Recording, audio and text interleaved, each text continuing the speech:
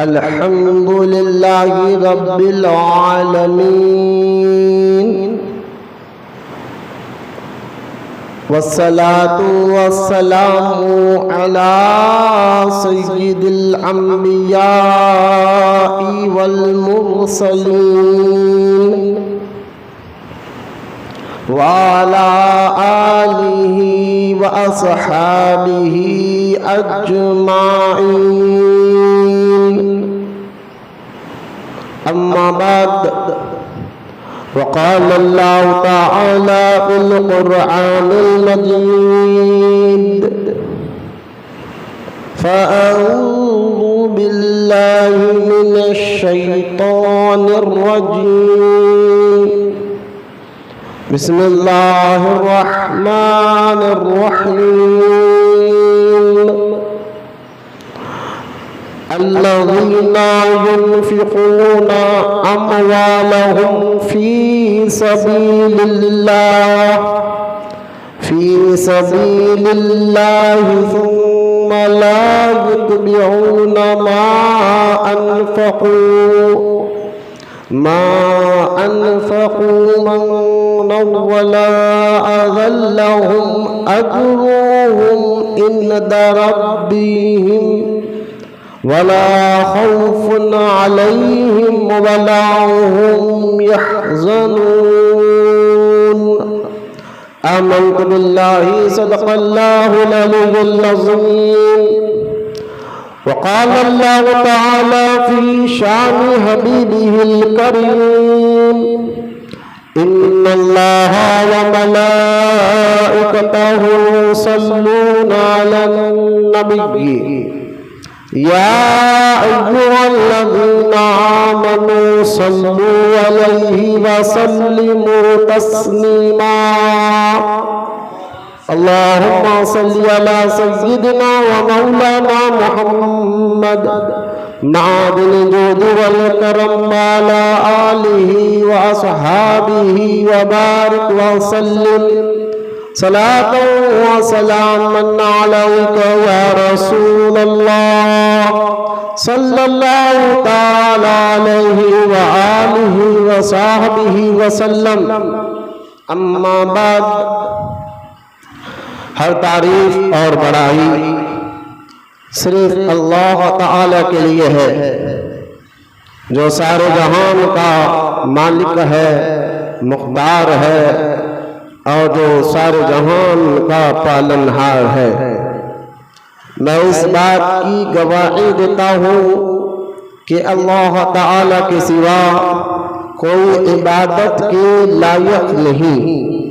وہ ایک ہے، اس کا کوئی ساتھی اور شریک نہیں.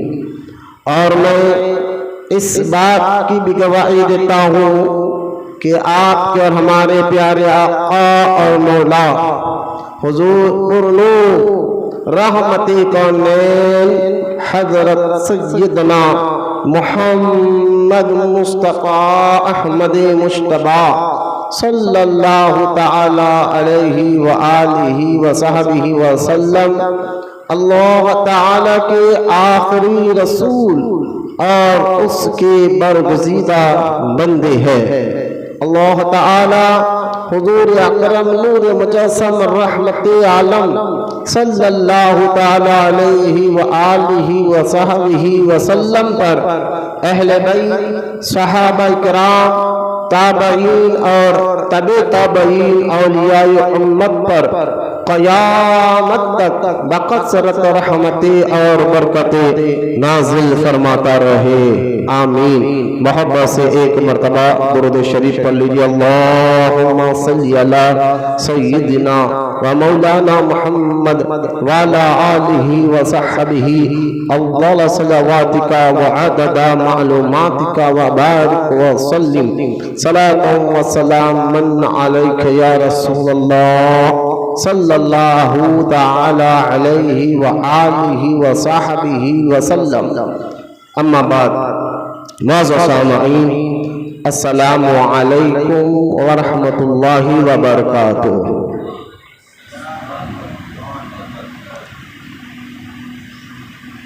گزشتہ جمعہ ہم نے اللہ تعالیٰ کے قرب حاصل کرنے کا وہ ذریعہ کیا ہے، اس پر ہم بیان کیا تھا۔ آج کا یہ جمعہ کیونکہ 18 ذی الحج ہے اور آج کا دن یوم شہادت خلیفہ ثوم امیر المؤمنین حضرت سیدنا عثمان غنی رضی اللہ تعالیٰ عنہ ہے، اس لیے آج کا یہ جمعہ ہم جو ہے شان و عظمت سرکار سیدنا عثمان غنی رضی اللہ تعالیٰ عنہ یہ سننے اور سمجھنے کے لیے یہاں جمع ہو رہے ہیں۔ اللہ تعالیٰ آپ کے واسطے وسیلے سے ہماری عبادتوں کو قبول فرمائے، ہمارے ایمانوں کو قبول فرمائے اور ہمارے تمام اہل ایمان کی سرکار سیدنا عثمان غنی رضی اللہ تعالیٰ عنہ کے واسطے وسیلے سے بخشش اور مغفرت فرمائے۔ لہذا قبل اس کے کہ میں آپ کے شان و عظمت کے مطابق قرآن اور احادیث سے کچھ باتیں عرض کروں، طریق اہل سنت و جماعت کے مطابق سب سے پہلے ہم اور آپ درود پاک کی اہمیت فضیلت کو سماعت کرتے چلے تاکہ اللہ تعالیٰ ہمیں درود پاک پڑھنے کی توفیق عطا فرمائے، جذبہ اور شوق عطا فرمائے۔ درود پاک کی بہت سے فضائل احادیث مبارکہ میں موجود ہے، انہی میں سے ایک حدیث پاک میں آتا ہے، رحمت کونین صلی اللہ تعالیٰ علیہ وسلم نے ارشاد فرمایا، جو دنیا میں مجھ پر کثرت سے درود پڑھتا ہے قیامت کے دن وہ میرے سب سے زیادہ قریب ہوگا۔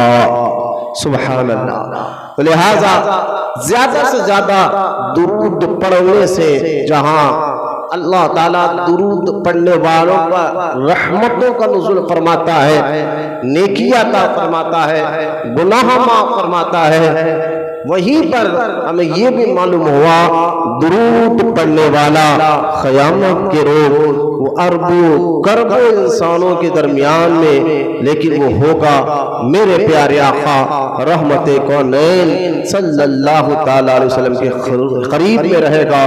تو اس لیے ہمیں چاہیے اگر حضور صلی اللہ تعالیٰ علیہ وسلم کی رضا اور اللہ تعالیٰ کو راضی کرنا چاہتے ہیں اور حضور صلی اللہ تعالیٰ علیہ وسلم کا قرب دنیا اور آخرت میں حاصل کرنا چاہتے ہیں تو ہمیں کثرت سے درود پاک پڑھنا چاہیے۔ درود پاک پڑھنے سے اللہ تعالیٰ مشکلیں بھی ہٹاتا ہے، تکلیفوں کو دور فرماتا ہے، بیماروں کو صحت عطا فرماتا ہے۔ الغرض درود پاک ایک ایسا وظیفہ ہے جس کے پڑھنے سے بے شمار فوائد یعنی فائدے حاصل ہوتے ہیں۔ اللہ تعالیٰ ہم تمام کو کہنے سننے سے زیادہ عمل کرنے کی توفیق عطا فرمائے۔ آئیے محبت کے ساتھ ایک مرتبہ درود شریف پڑھ لیجیے، پڑھیے اللہم صلی علی سیدنا و مولانا محمد معادن الجود والکرم وعلی آلہ وبارک وسلم صلاۃ و سلام علیک یا رسول اللہ صلی اللہ تعالی علیہ وآلہ وصحبہ وسلم۔ معزز سامعین اکرام، جیسا آپ جانتے ہیں کہ یہ ذی الحج کا مبارک مہینہ چل رہا ہے اور اس مہینے میں بھی بہت سے عظیم و شان واقعات موجود ہوئے ہیں، جس میں جیسا کہ حج کا یہ مہینہ ہے جس میں حج جیسا رکن اہم رکن عبادت کا حق ادا کرتے ہیں جن کو اللہ تعالیٰ نے حج فرض کیا ہے۔ اور پھر اس مبارک مہینے میں خاص طور پر خلیفہ ثوم امیر المؤمنین حضرت سیدنا عثمان غنی رضی اللہ تعالیٰ عنہ کی شہادت بھی 18 ذی الحج کو ہوئی ہے۔ بعض تاریخ کی کتابوں میں 12 ذی الحج بھی آیا ہے، لیکن علماء اکرام نے اس پر جرا کیا اور جمہور اور زیادہ تر علماء اکرام نے یہی بات لکھی ہے کہ اصل تاریخ یوم شہادت حضرت سیدنا عثمان غنی رضی اللہ تعالیٰ عنہ کی 18 ذی الحجہ ہی ہے۔ لہذا آج کا جمعہ 2026 اور دیکھیں جمعہ کا دن بھی ہے 2026 بھی چل رہا ہے اور جون کا مہینہ ہے اور چاند کی تاریخ بھی 18 ذی الحجہ ہے. اس لیے آج ہم نے جو گزشتہ جمعہ ہمارا ایک پارٹ مکمل ہوا تھا کہ اللہ تعالیٰ کا قرب حاصل کرنے کے وہ ذریعے کیا ہے، جس پر ہم نے بیان کیا تھا کہ انسان اپنے آپ کو پہچانے کہ اس کو کیوں پیدا کیا گیا ہے، پھر غفلت کو دور کرے، پھر عبادت کے اہم مقصد کو سمجھے، پھر اس کے بعد رحمت کونین صلی اللہ تعالی علیہ وسلم کے ارشادات مبارکہ کے تحت جو ہے علم حاصل کرنے کے وہ ذریعے بھی ہم نے بیان کیے تھے. اور جمعہ میں وہ وقت ختم ہو چکا تھا، اس لیے ہم نے اگلے جمعہ میں ہم نے وعدہ کیا تھا اس کو بیان کریں گے، لیکن کیونکہ آج کا یوم جمعہ کا دن عثمان غنی رضی اللہ تعالی عنہ کی شہادت کا مبارک دن ہے، تو ہم نے اس کو آگے انشاءاللہ اللہ تعالی زندگی باقی رکھے گا تو ہم جو ہے آگے انشاءاللہ تعالی ہم جو ہے وہ پارٹ یعنی اللہ تعالی کا قرب حاصل کرنے کا ذریعہ وہ دوسرا پارٹ انشاءاللہ ہم رکھیں گے. آج کا دن ہم سرکار عثمان غنی رضی اللہ تعالی عنہ کی شان و عظمت کے متعلق ہی سماعت کریں گے انشاءاللہ.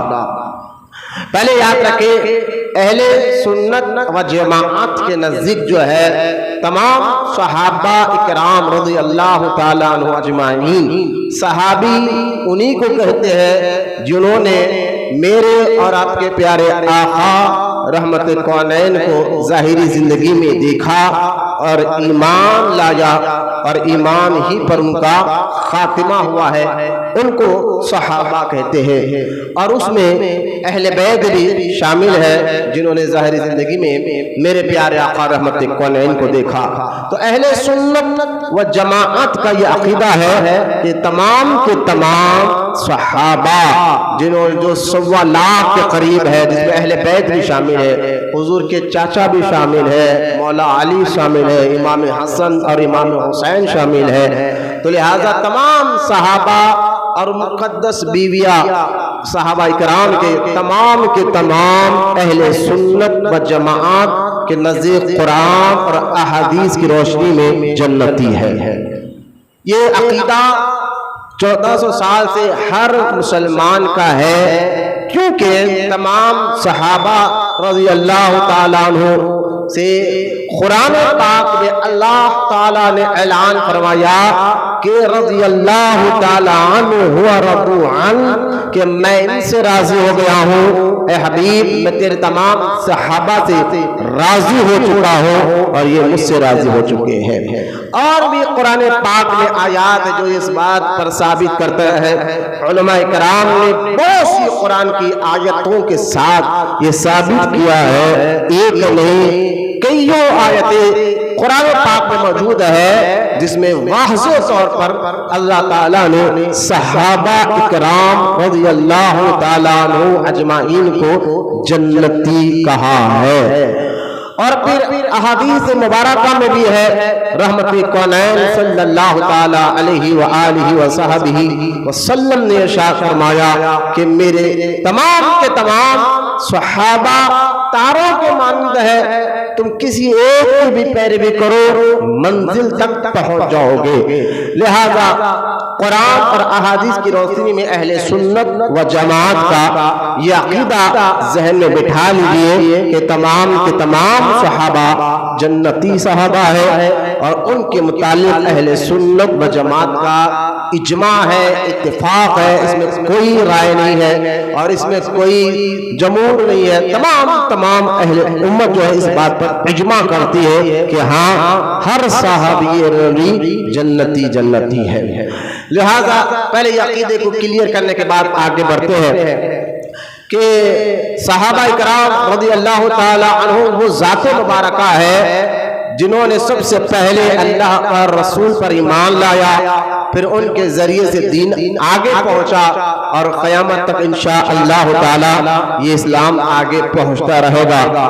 لہذا تمام کے تمام صحابہ اکرام رضی اللہ تعالی عنہ اجمعین کے متعلق قرآن کے ایک آیت مبارکہ میں اللہ تعالی نے ارشاد فرمایا آمنو کما آمن الناس، ایسے ایمان لاؤ جیسے میرے مصطفیٰ کریم کے صحابہ نے ایمان لایا ہے۔ یعنی یہ آیت سورہ بقرہ کی ہے، اور اس آیت سے پتہ چلا کہ قیامت تک مسلمان اگر ایمان لاتے ہیں اللہ اور اس کے رسول پر، تو ان کا ایمان ایسے لانا ہے جیسے حضور صلی اللہ تعالی علیہ وسلم کے صحابہ نے ایمان لایا ہے۔ تو اس آیت سے یہ بھی معلوم ہوا کہ صحابہ اکرام کے ایمانوں کو اللہ نے قبول فرمایا ہے اور ان کی تعریف کی ہے۔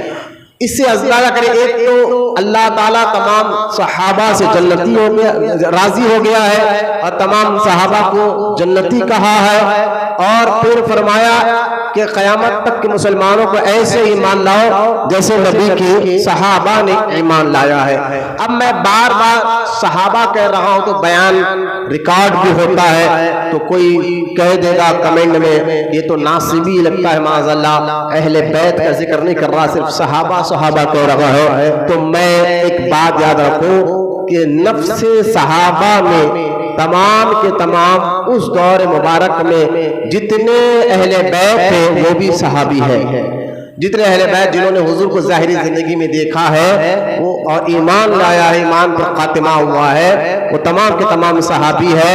لہٰذا صحابہ کا جب بھی میں نام لوں تو اس میں اہل بیت بھی آ جاتے ہیں، جس طرح نفس نبی میں سارے نبی شامل ہو جاتے ہیں۔ انبیاء علیہ السلام کہو تو اس میں آدم علیہ السلام بھی آ گئے، موسیٰ علیہ السلام بھی آ گئے، ابراہیم علیہ السلام، ہر نبی کا پیش 1,24,000 انبیاء علیہ السلام آگے۔ جب میں انبیاء علیہ السلام کا نام لوں، اسی طرح جب میں صحابہ کا نام لوں گا تو سمجھ جاؤ اس میں اہل بیت بھی آ گئے، صحابہ بھی آ گئے۔ تو تمام کے تمام صحابہ کے متعلق ہم مسلمانوں کو کیا عقیدہ رکھنا ہے، کیا یقین رکھنا ہے، میں پہلے اس کو کلیئر کر رہا ہوں۔ پہلے میں نے کہا کہ تمام کے تمام صحابہ سے اللہ تعالیٰ راضی ہو چکا ہے اور قرآن کی کئی آیتوں میں اس کا ثبوت موجود ہے۔ دوسرا میں نے کہا کہ تمام کے تمام صحابہ جنتی ہے، یہ اہل سنت و جماعت کا عقیدہ ہے۔ لہٰذا تیسری بات میں یہ کہہ رہا ہوں کہ تمام کے تمام صحابہ کے ایمان کو اللہ تعالیٰ نے قبول فرمایا اور قیامت تک کے مسلمانوں کو یہ اعلان فرمایا کہ اگر تم ایمان لانا چاہتے ہو ایسے ایمان لاؤ جیسے نبی کے صحابہ نے ایمان لایا ہے۔ یہ تیسری بات صحابہ اکرام کی فضیلت جو قرآن پاک میں موجود ہے، یہاں تک کہ احادیث مبارکہ میں آتا ہے کہ نبی کریم صلی اللہ علیہ وسلم نے ارشاد فرمایا جس نے صحابہ سے محبت کی اس نے مجھ سے محبت کی، اور جس نے مجھ سے محبت کی وہ اللہ سے محبت کرتا ہے، اور جو اللہ سے محبت کرتا ہے اللہ تعالیٰ اس کو جنت میں داخل فرماتا ہے۔ یعنی اللہ کی محبت کا ثبوت حضور کی محبت ہے، حضور کی محبت کا ثبوت صحابہ اور اہل بیت کی محبت ہے۔ لہذا صحابہ اور اہل بیت کی محبت جس نے کی وہ حضور سے محبت حقیقی طور پر کرتا ہے، اور جس نے حضور سے محبت کی حقیقی طور پر وہ اللہ کا محبوب ہے، اور جو اللہ کا محبوب ہوتا ہے اللہ اس کو جنت میں داخل فرماتا ہے۔ پھر احادیث میں آتا ہے جس نے صحابہ کے بارے میں غلط بات کہا، اذیت پہنچائی، ان کے بارے میں غلط الفاظ استعمال کیے، رحمت کونین نے فرمایا جس نے صحابہ کو اذیت پہنچا اس نے مجھے اذیت پہنچائی، اور جس نے مجھے اذیت پہنچائی اللہ تعالیٰ کی اس پر لعنت ہے اور اس کا ٹھکانہ جہنم ہے۔ لہذا قرآن اور احادیث کی روشنی میں صحابہ اکرام کا کیا مقام و مرتبہ ہے یہ ہمیں پتہ چل رہا ہے۔ تھوڑا آگے بڑھتے ہیں، جہاں ہم نے صحابہ کے بارے میں کہا کہ اللہ ان سے راضی ہو چکا ہے، جہاں ہم نے صحابہ کے بارے میں کہا کہ تمام کے تمام صحابی جنتی ہے، جہاں ہم نے صحابہ کے بارے میں یہ کہا کہ ان کے جیسا ایمان لاؤ قیامت تک کے مسلمانوں کو اللہ تعالیٰ قرآن میں یہ حکم عطا فرما رہا ہے، وہیں پر ہم نے یہ بھی بتا دیا کہ احادیث کی روشنی میں ان سے محبت اس بات کا ثبوت ہے کہ آپ کے دل میں اللہ اس کے رسول کی محبت موجود ہے۔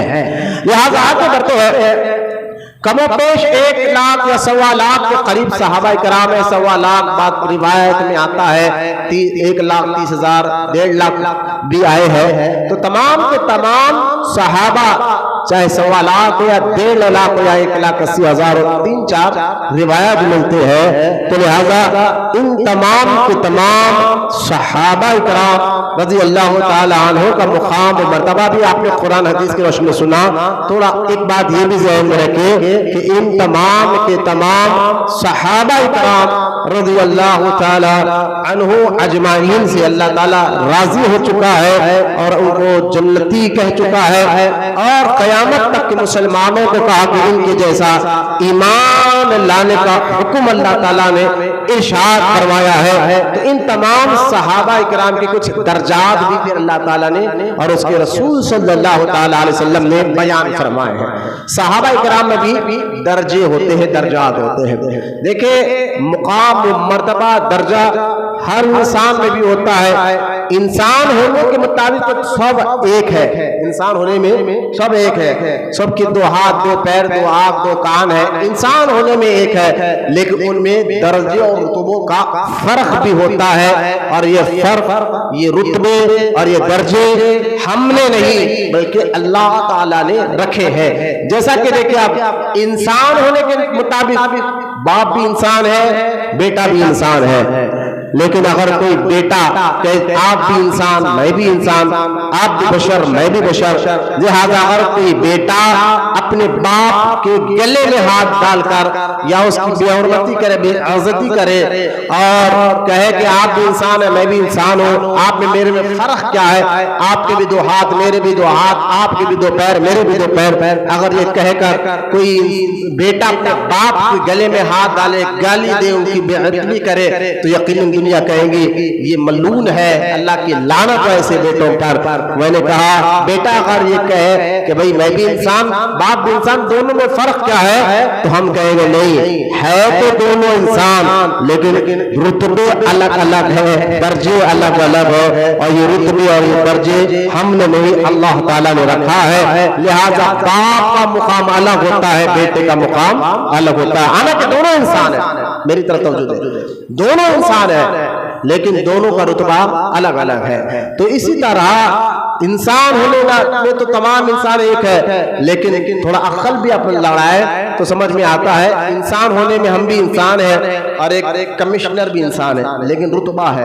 کمشنر کا ایک اختیار، ایک رتبہ ہے، ایک مقام ہے. انسان ہونے میں تو ایک ہے لیکن رتبے الگ الگ ہوتے ہیں. عقل بھی اس طرف اشارہ کرتی ہے، سارے انسان ہونے میں تو ایک ہے لیکن مقام مرتبے اور رتبے میں الگ الگ ہوتے ہیں. جس کی ایک مثال دے کے آپ ہر عقل مند آدمی اس بات کو سمجھ سکتا ہے بخوبی، چاہے کسی بھی مذہب کا ہو. سارے انسان ہونے میں تو ایک ہے لیکن رتبے اور مقام میں الگ الگ ہوتے ہیں. جیسے کہ ایک عام انسان کا مقام الگ ہوتا ہے، اسی طرح ایک پولیس والے کا مقام الگ ہوتا ہے، ایک جو ہے سرکل کا مقام الگ ہوتا ہے، اے سی پی کا مقام الگ ہوتا ہے. تو یہ انسان ہونے میں ایک ہے لیکن درجے اور رتبے رکھے گئے ہیں دنیا میں بھی. اس بات کا اشارہ عقل سے بھی ہمیں ملتا ہے. ہم تو اسلام کے چاہنے والے ہیں. اسلام نے ہمیں بتایا ہے کہ ماں کا رتبہ کیا ہے، باپ کا رتبہ کیا ہے، بڑے بھائی کا رتبہ کیا ہے، بیٹے کا رتبہ کیا ہے، اسی طرح استادوں کا رتبہ کیا ہے، علماء کا رتبہ کیا ہے. اسی طرح آگے بڑھتے جائے اولیاء اللہ کا مقام و مرتبہ کیا ہے، اور آگے بڑھے انبیاء علیہ السلام کا مقام و مرتبہ کیا ہے. جیسا کہ 3 پارہ قرآن پاک کی پہلی آیت آپ پڑھ لیجئے تلک الرسول سے، تو آپ کو یہ اشارہ واضح طور پر مل جاتا ہے بے شک یہ مقام اور یہ رتبے اور یہ مرتبے ہم نے نہیں اللہ تعالیٰ نے رکھے ہیں. تلک الرسول اگر 3 پارہ پڑھے تو اللہ تعالیٰ نے واضح طور پر فرمایا کہ ہم نے بعض انبیاء کو بعد پر فضیلت یعنی مقام و مرتبہ عطا فرمایا ہے. تو یہاں سے یہ بات کلیئر ہو جانا چاہیے. کوئی وہابی، کوئی بدعقیدہ آپ کے ذہن میں یہ بات بٹھائے معاذ اللہ کہ ہم بھی انسان ہیں اور ہماری طرح معاذ اللہ نبی بھی ہی انسان تھے، لہٰذا ان میں اور ہم میں فرق کیا ہے، تو کہنا بھائی بیٹا بھی دکھنے میں انسان ہے، باپ بھی دکھنے میں انسان ہے. پھر دونوں کے میں فرق ہے کہ باپ کا رتبہ اعلیٰ ہے، بیٹے سے کم ہے، بیٹے سے رتبہ اعلیٰ باپ کا ہوتا ہے تو دونوں دونوں انسان لیکن دونوں کے رتبے الگ الگ ہے. اسی طرح امت حضور صلی اللہ علیہ وسلم پر کلمہ پڑھ کر ایمان لائی ہے تو حضور کا مقام و مرتبہ الگ ہے, امت کا مقام و مرتبہ الگ ہے. تو یہ مقام, یہ مرتبے, یہ درجے ہم نے نہیں بنائے ہیں, اللہ نے بنائے ہیں, اللہ پاک نے بنائے ہیں. یہ بات سمجھنے کے بعد تھوڑا آگے بڑھتے ہیں. اسی طرح تمام کے تمام صحابہ کے بارے میں اہل سنت و جماعت کا عقیدہ 1300 سال سے یہ ہے. سرکار غوث پاک نے بھی اپنی کتاب غنیت الطالبین میں یہ بات لکھی ہے کہ اس امت میں, یعنی حضور صلی اللہ تعالی علیہ وسلم کی امت میں جو سب سے افضل مسلمان ہیں نبیوں کے بعد, نبی اور رسولوں کے بعد جن کا مقام مسلمانوں میں سب سے اونچا مقام و مرتبہ ہے, وہ کون ہے؟ تو حضور غوث پاک رضی اللہ تعالی عنہ فرماتے ہیں کہ اس امت میں نبی اور رسولوں کے بعد کس کا مقام بڑا ہے؟ یاد رکھے ان کو صحابہ کرام کہا جاتا ہے. یہ سرکار غوث پاک کا قول ہے. صحابہ کا مقام اس امت میں, یعنی قیامت تک جتنے مسلمان آئیں گے, اب تک لے کر قیامت تک ہر تمام مسلمان اس بات کو جاننا چاہیے کہ ان تمام مسلمانوں میں نبی اور رسولوں کے بعد اگر کسی کا مقام جن کو اللہ نے بلندی اور درجات عطا فرمائے ہیں وہ صحابہ کرام رضی اللہ تعالی عنہم اجمعین ہے.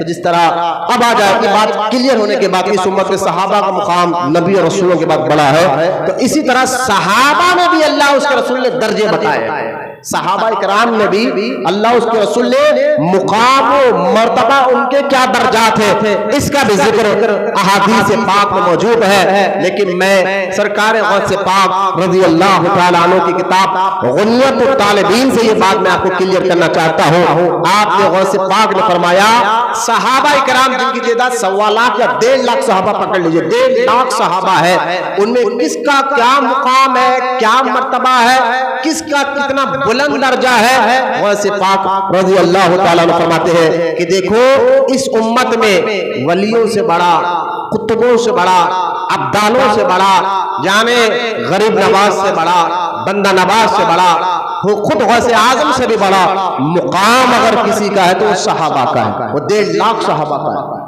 1.5 لاکھ صحابہ غوث اعظم میں بھی بڑے رتبے میں, مقام میں, مرتبے میں. وہ 1.5 لاکھ صحابہ قیامت تک جتنے ولی آئیں گے, جتنے اللہ کے نیک بندے آئیں گے, ان سب سے بڑا مقام وہ 1.5 لاکھ صحابہ کا ہے. یہ بات سمجھنے کے بعد ان 1.5 لاکھ صحابہ میں بھی رتبے ہیں, درجے ہیں. پھر میں آپ کو یہ بتا رہا ہوں یہ رتبے اور یہ درجے ہم نے نہیں, اللہ اس کے رسول نے رکھے ہیں. ذہن میں بٹھا لیجئے, کیونکہ میں نے شروعات میں بات آپ کو بتائی کہ انسان دکھنے میں ایک ہوتا ہے, رتبوں میں فرق ہوتا ہے, درجوں میں فرق ہوتا ہے. جیسے کہ بیٹے کا مقام اور ہے, باپ کا مقام اور ہوتا ہے تو دونوں انسان لیکن رتبے الگ الگ ہوتے ہیں. اسی طرح تمام قطبوں, ولیوں, غوثوں سے بڑا درجہ صحابہ کرام کا ہے. سرکار غوث اعظم فرماتے ہیں صحابہ کرام میں 1.5 لاکھ صحابہ میں ان کا رتبہ زیادہ ہے جنہوں نے سب سے پہلے شروعات میں اللہ اس کے رسول پر ایمان لایا, جن کو مہاجر کہا جاتا ہے, مہاجر صحابہ کہا جاتا ہے, جنہوں نے سب سے پہلے اللہ اور اس کے رسول پر ایمان لایا ہے. اور پھر جو ہے سرکار غوث پاک فرماتے رضی اللہ تعالیٰ عنہ ان کے بعد بدر میں جنہوں نے حضور کے ساتھ شرکت کی تھی ان کا مقام و مرتبہ ہے.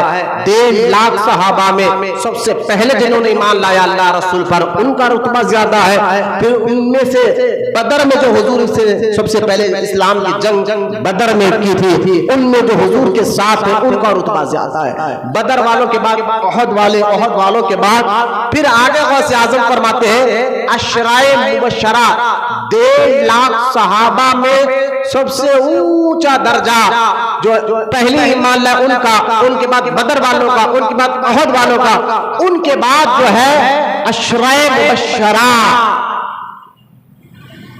درود شریف تو اللہم صلی علی سیدنا, ادھر توجہ دیجیے, تھوڑی سی اہم بات سمجھا رہا ہوں, ضروری ہے سمجھنا ہمارے کو, کیونکہ شیعہ ہمارے پاس گھیرے ہوئے ہمارے.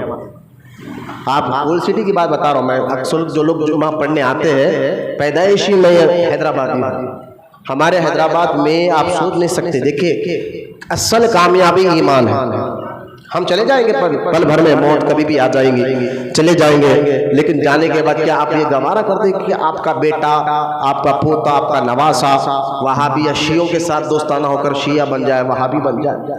نہیں، کیونکہ آپ کی روح خبر میں تڑپ جائے گا۔ یہ موقع ہے جمعے کا، یہاں اپنے عقیدے کو مضبوط کریے اور مضبوط کر جو ہے اپنے بیٹے پوتے نواسوں کو یہ عقیدہ سکھا کہ بیٹا رہو سنی مرو سنی، سنی رہنا سنیت میں مرنا، یہی عقیدہ 1400 سال سے چلتے آ رہا ہے جو اہل سنت عقیدہ بتا رہا ہے۔ میں غوث پاک کا عقیدہ آپ کے سامنے بتا رہا ہوں، جن کی ہم 11ویں کرتے ہیں، جن کے ہم جھنڈے لگاتے ہیں، ان کا عقیدہ بھی پڑھو کہ وہ کیا کر رہے ہیں صحابہ کے بارے میں، یہی عقیدہ ایمان ہے۔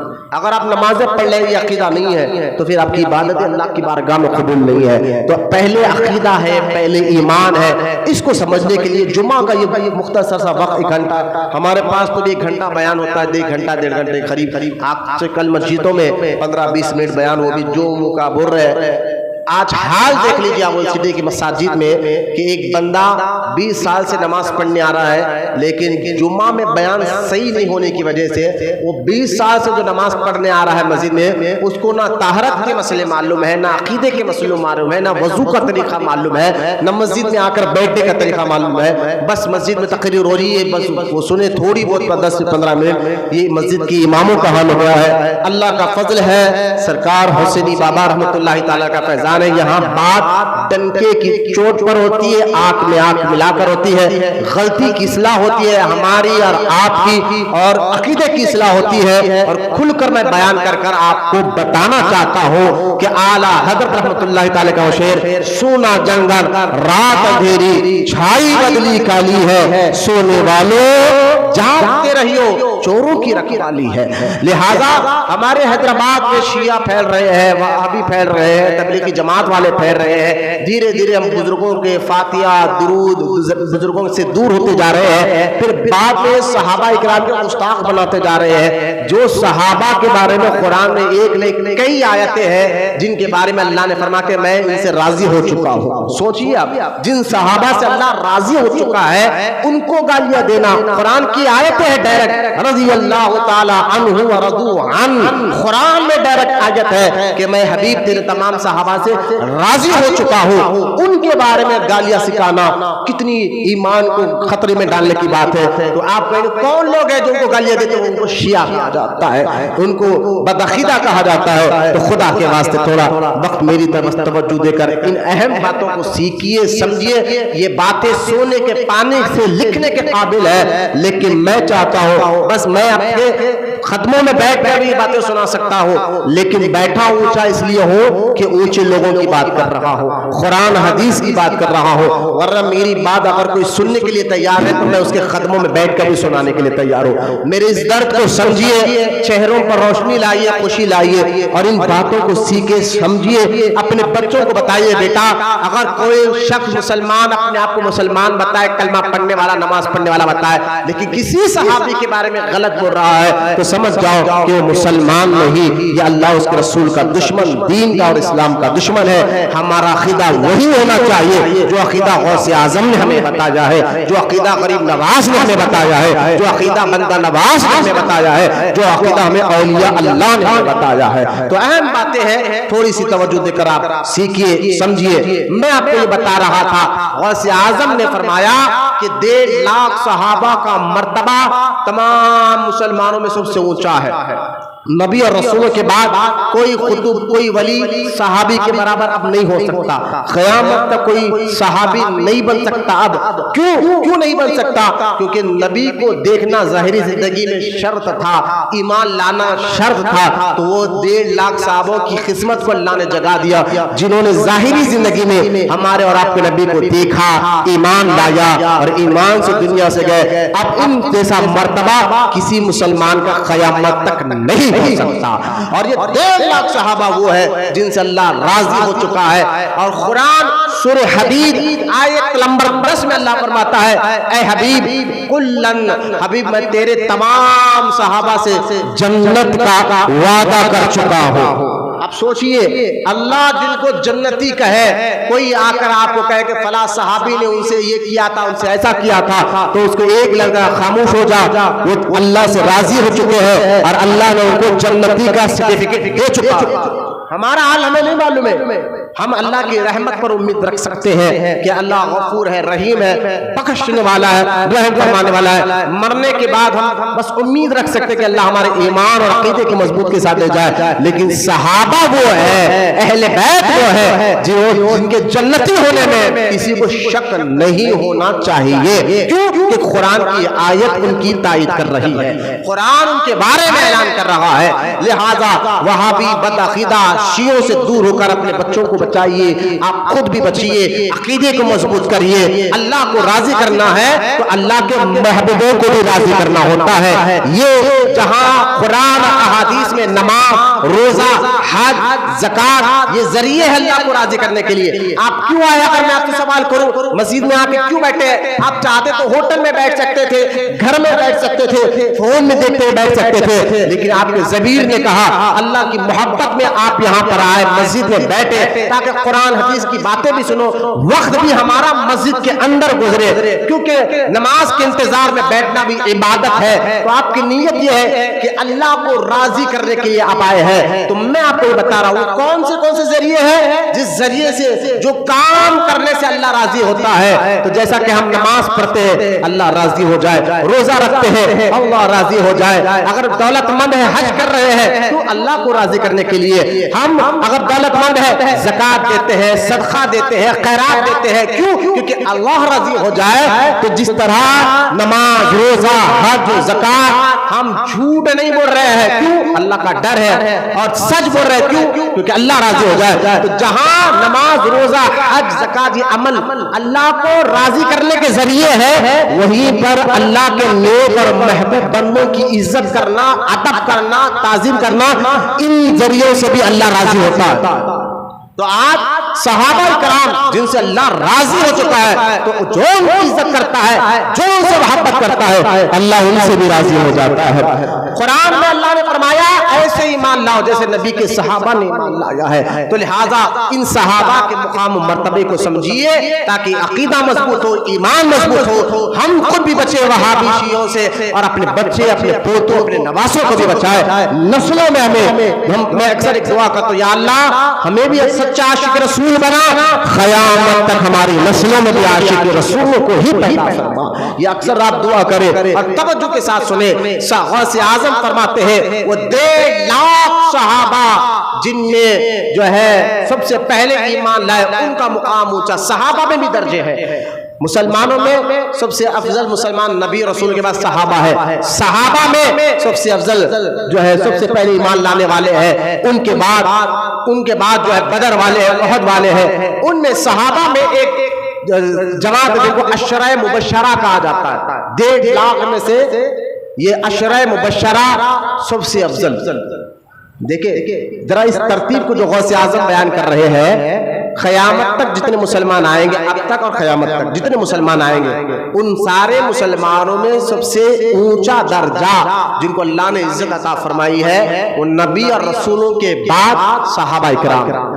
1.5 لاکھ۔ اب قیامت تک کوئی ان کے برابری نہیں کر سکتا، کیونکہ اب کوئی ہمارے نبی آخری نبی، اب کوئی نبی آنے والے نہیں ہیں۔ لہٰذا ان 1.5 لاکھ میں بھی الگ الگ رتبے ہیں، درجے ہیں۔ ان 1.5 لاکھ میں اونچا درجہ عشرہ مبشرہ کا ہے۔ عشرہ کس کو کہتے ہیں؟ عربی میں 10 کو، جیسا کہ انگلش میں 10 اور اردو میں 10 کہتے ہیں، اسی طرح عربی میں 10 کو عشرہ کہا جاتا ہے۔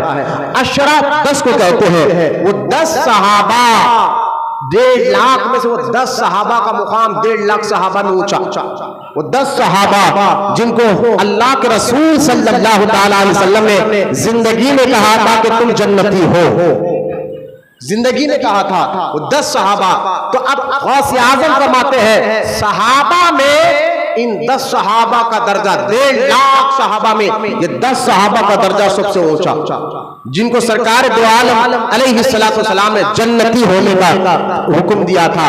اور ان 10 میں سے پھر غوث اعظم آگے بڑھتے ہیں، 10 میں سے یہ 4 صحابہ ان 1.5 لاکھ میں سے یہ 10 اور یہ 10 میں سے 4 صحابہ سب سے اونچا مقام رکھتے ہیں، سب سے بلند مقام رکھتے ہیں۔ ان میں پہلے ابو بکر صدیق ہے رضی اللہ تعالیٰ عنہ۔ یہ غوث اعظم نے کتاب میں غنیۃ الطالبین میں لکھا 10 میں سے یہ 4، 1.5 لاکھ میں سے یہ 10، 10 میں سے یہ 4 اور 4 میں سب سے پہلا مقام ابو بکر صدیق کا ہے رضی اللہ تعالیٰ عنہ۔ ان کے بعد عمر بن خطاب کا ہے رضی اللہ تعالیٰ عنہ۔ ان کے بعد عثمان غنی کا ہے تیسرے نمبر پر، جو آج ہم جس کا ذکر کریں گے۔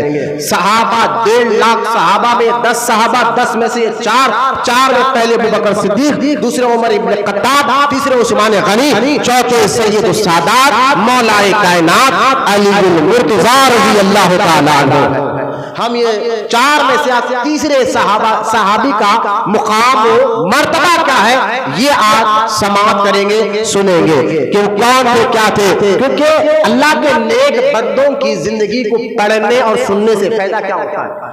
اگر کوئی سوال کرے آپ جمعہ میں بیان سننے گئے تو ہاں کیا سن کر آئے، کہا عثمان غنی کے بارے میں سن کے آئے کہ انہوں نے ایمان کیسے لایا، زندگی کیسے گزاری اور جو ہے وقت کیسے گزارا۔ تو اگر کوئی کہے اس سے کیا فائدہ ہوتا ہے آپ کو، نماز روزے کے بارے میں بات ہونا چاہیے تھا، اس سے کیا فائدہ ہوتا ہے، تو خبردار کہنا یہ اللہ کے نیک اور محبوب بندوں کے واقعات سننے سے ایمان اور عقیدہ مضبوط ہوتا ہے، کہ ہمیں پتا چلتا ہے کہ ایمان کیا ہے، ہمیں پتا چلتا ہے کہ اللہ کو راضی کیسے کرنا چاہیے۔ اگر کوئی مجھ سے پوچھے کہ اسلام کیا ہے، ایک آسان لفظوں میں آپ ہمیں سمجھائیے کہ اسلام کس کو کہتے ہیں، تاکہ ہمیں پتا چلے کہ اسلام یہ ہے۔ آج جھنگ جو ہے بنگیوں اور شرابیوں اور چرس مارنے والے یہ 2 نمبر پیروں کو دیکھ کر کبھی اسلام کو ریسرچ مت کریے، سرچ مت کریے کہ یہ کوئی اسلام نہیں ہے جو یہ نمازیں چھوڑ رہے ہیں۔ صرف کالے کپڑے پہننے سے کوئی اسلام کا ٹھیکیدار نہیں بن جاتا، کوئی لمبے بال رکھنے سے کوئی اسلام کا ٹھیکیدار نہیں بن جاتا۔ تو ان لمبے بالوں کو، چرسیوں کو، گانجے کے، سگریٹ پینے والوں کو، نمازیں چھوڑنے والوں کو دیکھ کر یہ کبھی خیال مت لائیے کہ معاذ اللہ ولی ایسے ہوتے ہیں جیسے کہ وہ بڑے بڑے دعویٰ کرتے، نہیں، یہ بھنگی ہے، یہ چرسی ہے، یہ 2 نمبری ہے۔ جیسا وہابیوں سے بھی دور رہنا ہے، ان 2 نمبریوں سے بھی دور رہنا ہے۔ آج ضرورت ہے 2 نمبریوں کو بھی جو ہے ایکسپوز کیا جائے، ظاہر کیا جائے۔ جس طرح وہابیوں کو ہم کہہ رہے ہیں کہ بھائی یہ وہابی ہے، آپ بھی دور رہو، بیٹے کو بھی دور رکھو، نواسہ پوتے کو بھی دور رکھو، اسی طرح آج ہم 2 نمبر پیروں کو بھی ایکسپوز کریں گے، ظاہر کریں گے کہ ان سے دور رہو تاکہ آپ پر ہمارا ایمان و عقیدہ مضبوط رہے۔ تو اصل اسلام کو سمجھنا ہے تو میں آسان لفظوں میں کہتا ہوں کہ آپ ایک تنہائی میں بیٹھ کر غوث پاک کی زندگی کو پڑھ لیجئے، غوث پاک کیسے زندگی گزارے، بچپن، جوانی اور آپ کی عمر مبارک کا آخری حصہ کیسے گزارے۔ جب آپ پڑھیں گے تو میں پوچھوں گا آپ نے پڑھا؟ ہاں ہم نے غوث پاک کی زندگی کو پڑھا، میں کہوں گا یہی اسلام جو غوث اعظم کی زندگی ہمیں بتاتی ہے، غریب نواز کی زندگی ہمیں بتاتی ہے۔ تو لہذا اللہ کے نیک اور محبوب بندوں کی زندگیوں کو پڑھنے اور سننے سے ہمیں اسلام کیسا ہے پتا چلتا ہے، اور ایمان اللہ پر کیسے لانا ہے، رسول پر کیسے لانا ہے یہ پتا چلتا ہے۔ اور دوسری بات ہمارا ایمان اور عقیدہ بھی مضبوط ہوتا ہے۔ اللہ کے نیک بندے بتاتے صبر کیسے کرنا ہے، کوئی مصیبت آ جائے تو صبر کیسے کرنا ہے، کوئی خوشی مل جائے شکر کیسے کرنا ہے۔ یہ ساری باتیں اللہ کے نیک اور محبوب بندوں کی زندگیوں میں ملتے ہیں۔ اور قرآن سورہ ہود میں اللہ تعالیٰ نے بھی فرمایا ہے اے حبیب پچھلے لوگوں کے واقعات ہم آپ کو اس لیے سناتے ہیں تاکہ آپ کے اور آپ کی امت کا سینہ مضبوط ہو، عقیدہ مضبوط ہو۔ تو اگر آپ کوئی پوچھے کہ آپ عثمان غنی کے بارے میں سن کے اس سے فائدہ کیا، سننے سے ایمان اور عقیدہ مضبوط ہوا۔ تو لہذا 1.5 لاکھ صحابہ میں یہ تیسرے نمبر پر ہے، سوچیں ان کا مقام کتنا اونچا ہے، بولیے سبحان اللہ۔ 1.5 لاکھ صحابہ میں جو تیسرے نمبر پر ہو ان کا مقام و مرتبہ کیسا ہوگا۔ اور یہ تیسرا نمبر ہم نے نہیں، اللہ اس کے رسول نے دیا، ہم نے نہیں دیا ان کا مقام۔ یہ نبی اور رسولوں کے بعد اور اس امت میں صحابہ اور 1.5 لاکھ صحابہ میں یہ تیسرے نمبر پر ہے، جن کا نام عثمان ذی النورین رضی اللہ تعالیٰ عنہ ہے۔ ان کی زندگی کے متعلق ہم آپ کے سامنے پڑھتے ہیں، آپ توجہ فرمائیں تاکہ آپ کو اندازہ ہو جائے کہ ان کا مقام و مرتبہ کیا ہے۔ تاریخ خلفاء میں آتا ہے حضرت عثمان غنی جو تیسرے نمبر پر ہے.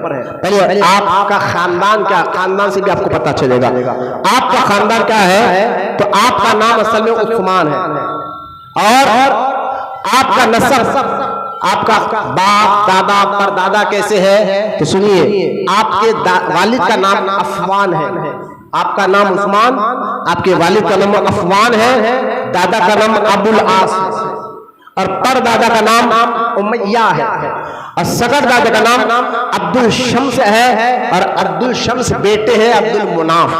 یہ 5 داداؤں کا میں نے نام سکھا, والد, دادا, پردادا, پھر ان کے اوپر, پھر ان کے اوپر, یہ 5. یہ عبد المناف یاد رکھ لیجئے آپ نام. عبد المناف کے بیٹے عبد الشمس, ان کے بیٹے امیہ, ان کے بیٹے ابو العاص اور ان کے بیٹے عفان اور ان کے بیٹے عثمان غنی رضی اللہ تعالیٰ عنہ. اگر اوپر سے آئے تو عبد المناف کون ہے؟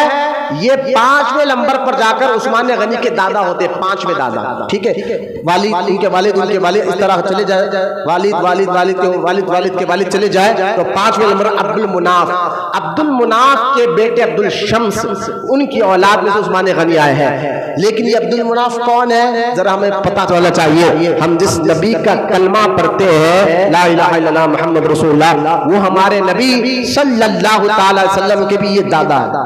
عبد المناف عثمان غنی کے بھی دادا ہے اور جو ہے حضور صلی اللہ تعالی علیہ وسلم کے بھی دادا ہے. اس طرح آپ والد کی طرف سے 5ویں پشت میں جا کر حضرت عثمان غنی اپنے دادا عبد المناف سے ملتے ہیں جو حضور کا خاندان مبارک ہے. عبد المناف کے کئی بیٹے تھے, ایک بیٹے عبد الشمس ان کی اولاد عثمان غنی اور ایک بیٹے ہاشم ان کی اولاد میں ہمارے آقا صلی اللہ تعالی علیہ وسلم. اس طرح 5ویں پشت میں جا کر عثمان غنی کا شجرہ ہمارے نبی سے مل جاتا ہے. دوسرے لفظوں میں یوں سمجھیے آپ. اور آپ کی جو والدہ ہے عثمان غنی کی ماں, جن کا ہم یوم منا رہے آج 18 تاریخ ذی الحج کی شہادت ہے آج ہی کے دن عثمان غنی کی, لیکن پہلے ان کا خاندان سنے. عثمان غنی کی جو والدہ ہے ان کا نام ہے عروہ اور ان کے جو نانی ہے عثمان غنی کے ان کا نام ام حکیم. اور ام حکیم کون ہے؟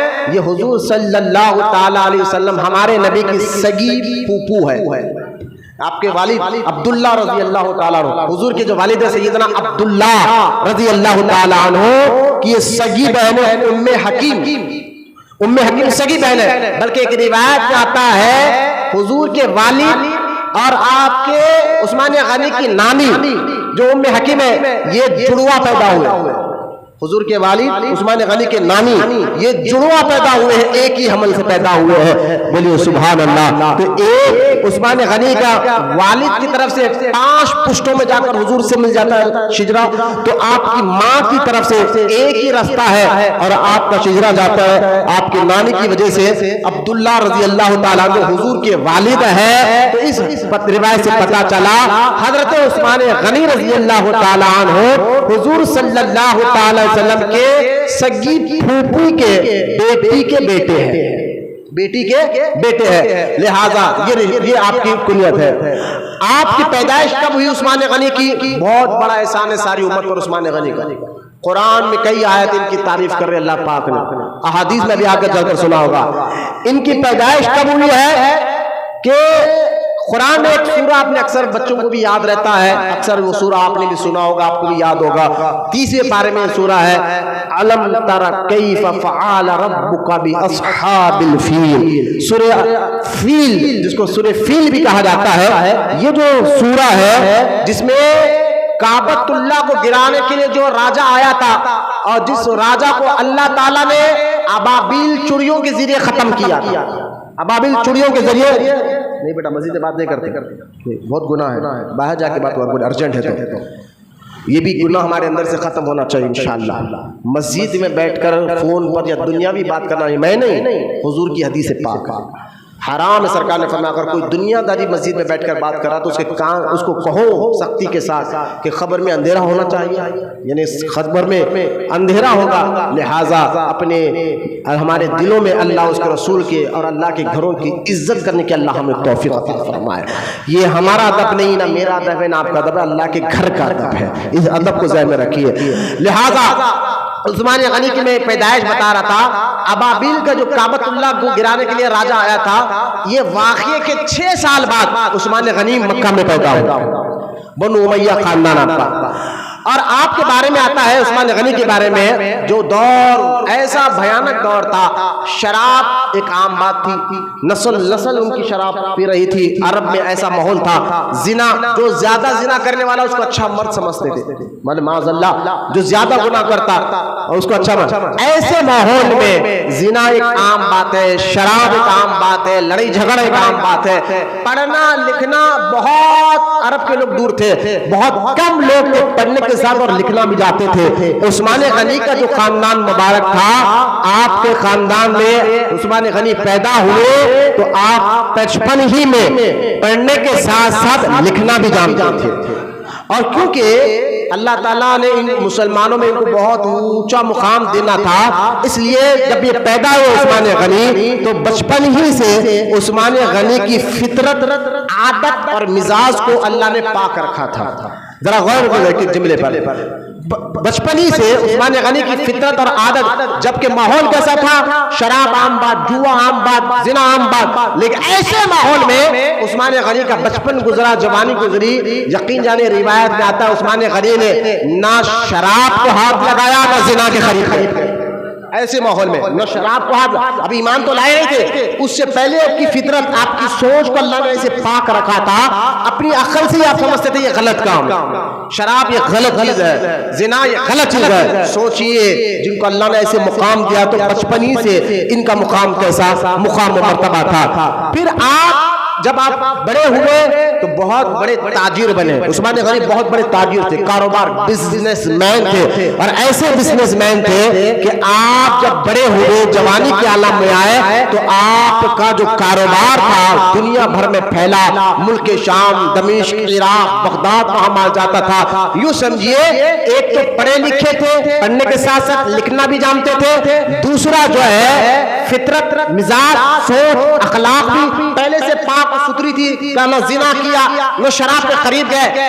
عقل کہتے کہ یہ پتھر خدا کیسے ہو سکتے تھے، اپنی عقل سے کہہ کر نہ بتوں کو سجدہ کیا تھا، اور پھر مالدار ایسے کہ اس دور میں کروڑ پتی نہیں ارب پتی میں شمار ہوتے تھے، اتنا پیسہ آپ کے پاس تھا۔ سوچئے اب ایک بات، پھر یہی عثمان غنی رضی اللہ تعالی عنہ جو ہے جب ایمان لے کر آئے، آپ سن کر حیران ہو گئے، جب ایمان لے کر آئے تو آپ چوتھے مسلمان ہیں، چوتھے نمبر پر سب سے پہلے جنہوں نے ایمان لائے وہ ابوبکر صدیق رضی اللہ تعالیٰ عنہ، ان کے بعد عورتوں میں بی بی خدیجہ ہے، بچوں میں مولا علی ہے، غلاموں میں حضرت زید ہے، لیکن آزاد مردوں میں جو آزاد مرد تھے ان میں جو ہے عثمان غنی چوتھے نمبر پر مسلمان ہے۔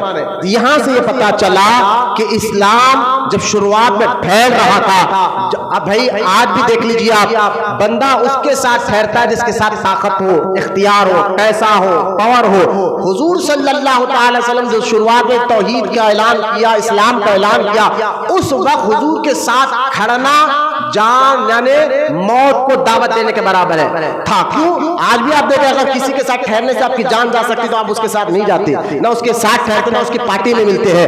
یہ عقل سے سمجھانے کے لیے کہہ رہا ہوں، شروعات میں جن صحابہ نے اللہ رسول پر ایمان لایا ہے وہ یوں ہی نہیں تھا، ایمان لانا موت کو دعوت دینا تھا۔ سارا مکہ ایک طرف تھا، چند لوگ حضور کے ساتھ تھے۔ تو اس سے پتا چلا کہ اسلام زبردستی نہیں پھیلا ہے، اسلام قبول کرنے والوں نے اپنی سمجھ، اپنی عقل سے اور اللہ کے رسول کو دیکھ کر اپنی مرضی سے کلمہ پڑھا ہے۔ عثمان غنی کو کیا کمی تھی آپ مجھے بتائیے؟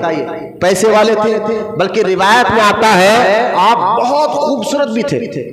عثمان غنی بہت خوبصورت تھے، اتنے خوبصورت تھے کہ حدیث میں آتا ہے کہ حضرت اسامہ ابن زید رضی اللہ تعالیٰ عنہ، حضرت اسامہ، ایک بار اللہ کے رسول صلی اللہ تعالیٰ علیہ وسلم نے حضرت اسامہ کو کہا تھا کہ یہ میرا تحفہ ہے، کچھ ہدیہ ہے میرے بیٹی کے گھر، کیونکہ حضور صلی اللہ تعالیٰ علیہ وسلم نے ایک کے بعد دیگر 2 بیٹیوں کو عثمان غنی کی نکاح میں دیا تھا۔ تو لہذا حضرت اسامہ کہتے ہیں میں حضور حضور کے کہنے پر ایک بار عثمان غنی کے گھر گیا، کچھ ہدیہ دینا تھا، لیکن جب میں گھر گیا تو میں نے دیکھا کہ عثمان غنی بیٹھے ہوئے ہیں اور حضور کی مقدس بیٹی عثمان غنی کی مقدس بیوی سیدہ رقیہ جن کا نام تھا، حضور کی 4 بیٹیاں نا، بی بی زینب، بی بی رقیہ، بی بی کلثوم، بی بی فاطمہ، یہ 4 بیٹیاں، یہ بھی ذہن میں رکھیا، وہاں شیعہ کہتے بی بی فاطمہ تھی، نہیں 4 بیٹیاں تھی، لہذا بی بی فاطمہ سب سے چھوٹی بیٹی۔ تو حضرت سیدہ رقیہ کا نکاح حضور نے عثمان غنی سے کر دیا تھا، اتنے خوبصورت تھے عثمان غنی۔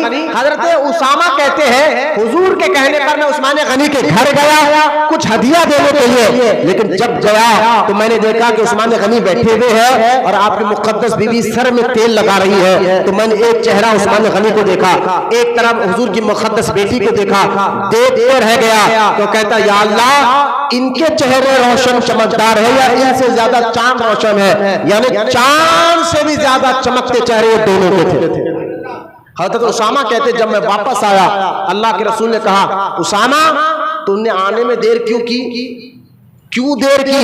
یہ تم خود بتاؤ گے یا میں بتاؤں؟ بولی نا سبحان اللہ، دیر کیوں کی آنے میں؟ یہ تم خود بتاؤ گے یا میں بتاؤں؟ اس سے پتا چلا اللہ کے نبی کو اللہ نے ہر چیز کا علم، یعنی غیب کا علم تھا، ہر چیز وہ جانتے تھے۔ سرکار مدینہ علیہ السلام نے کہا اسامہ تم نے جو دیر کی اس کی آنے کی وجہ، دیر سے آنے کی وجہ تم بتاؤ گے یا میں بتاؤں؟ حضرت اسامہ نے کہا حضور آپ بتائیے۔ کہا اسامہ جب تم میری بیٹی کے گھر گئے، میری داماد اور میری بیٹی کے چہروں کو دیکھ کر حیران ہو گئے اور سوچنے لگ گئے کہ چاند روشن ہے یا ان کے چہرے روشن ہے، آخر تم نے طے کیا چاند سے زیادہ چاند ہے ان دونوں کے روشن ہے، یعنی ایسے نورانی، ایسے چمکدار، ایسے خوبصورت چہرے۔ تو لہذا حضرت اسامہ کہتے ہیں صدقتا یا رسول اللہ، حضور آپ نے سچ کہا، اسی وجہ سے مجھے دیر ہو گئی آنے میں یہی دیکھتا رہا۔ یہ حدیث اس وقت کی ہے ابھی پردے کا حکم نہیں آیا تھا، کسی کے ذہن میں سوال نہ آ جائے کہ حضرت اسامہ نے حضور کی بیٹی کو دیکھا، پردے کا حکم نہیں، ابھی حکم نہیں آتا، پردے کا حکم بعد میں آیا ہے، اس سے پہلے کا یہ واقعہ ہے۔ تو اس حدیث سے پتا چلا کہ عثمان غنی کتنے خوبصورت بھی تھے، پھر مالدار اتنے کہ اپنے دور کے کروڑ پتی نہیں ارب پتی تھے، تو پیسہ اتنا، مالدار، خوبصورت اتنے، اور پھر فطرت کے طور پر بچپنے سے پڑھنا بھی جانتے تھے، لکھنا بھی جانتے تھے۔ پھر چوتھی بات نہ انہوں نے کبھی زنا کیا نہ شراب کیا کبھی۔ اب مجھے بتائیے عثمان غنی کو کمی کیا تھی کلمہ پڑھنے کے لیے؟ کوئی کمی تھی؟ اگر کلمہ زبردستی پڑھایا جاتا تو پھر لوگ کہتے ہیں بھائی زبردستی تلوار سے مسئلہ۔ عثمان غنی کو کمی کیا تھی؟ پیسہ تھا، دولت تھی، عزت تھی، شہرت تھی، سب کچھ تھی، خوبصورت بھی تھے، لیکن اصل اسلام اللہ اس کے رسول پر لانا ہی اصل ایمان ہے، اصل عقل مندی ہے۔ عثمان غنی کے ابو بکر صدیق کے کہنے پر، ابو بکر صدیق بھی عثمان غنی کے یہاں اتنی عزت والے تھے کیونکہ عقل مند آدمی ہی عقل مند کو پہچانتا ہے، پاک ستھرا آدمی پاک ستھرے کو پہچانتا ہے، اس لیے جن کی سوچ جیسی ہوتی ہے، اگر آپ میں سے کوئی کسی کی سوچ کا اندازہ کرنا چاہتے کہ اس کی سوچ کیسی ہے، اس کا خیال کیسے ہے، اس کے حالات کیسے ہیں، اچھی سوچ کا مالک ہے یا غلیظ سوچ کا مالک ہے، تو آپ کو کیسے پتا چلے گا؟ عقل مند آدمی کی بات کر رہا ہوں، آپ کو معلوم کیسے ہوگا کہ بندے کی سوچ اچھی ہے یا غلیظ، صاف ستھری ہے؟ بھائی سوچ ایک اندر کی بات ہے، اندر کی بات ہے، دل کی بات ہے، اندر کی سوچ جیسی ہوگی آپ کو کیسے پتا چلے گا؟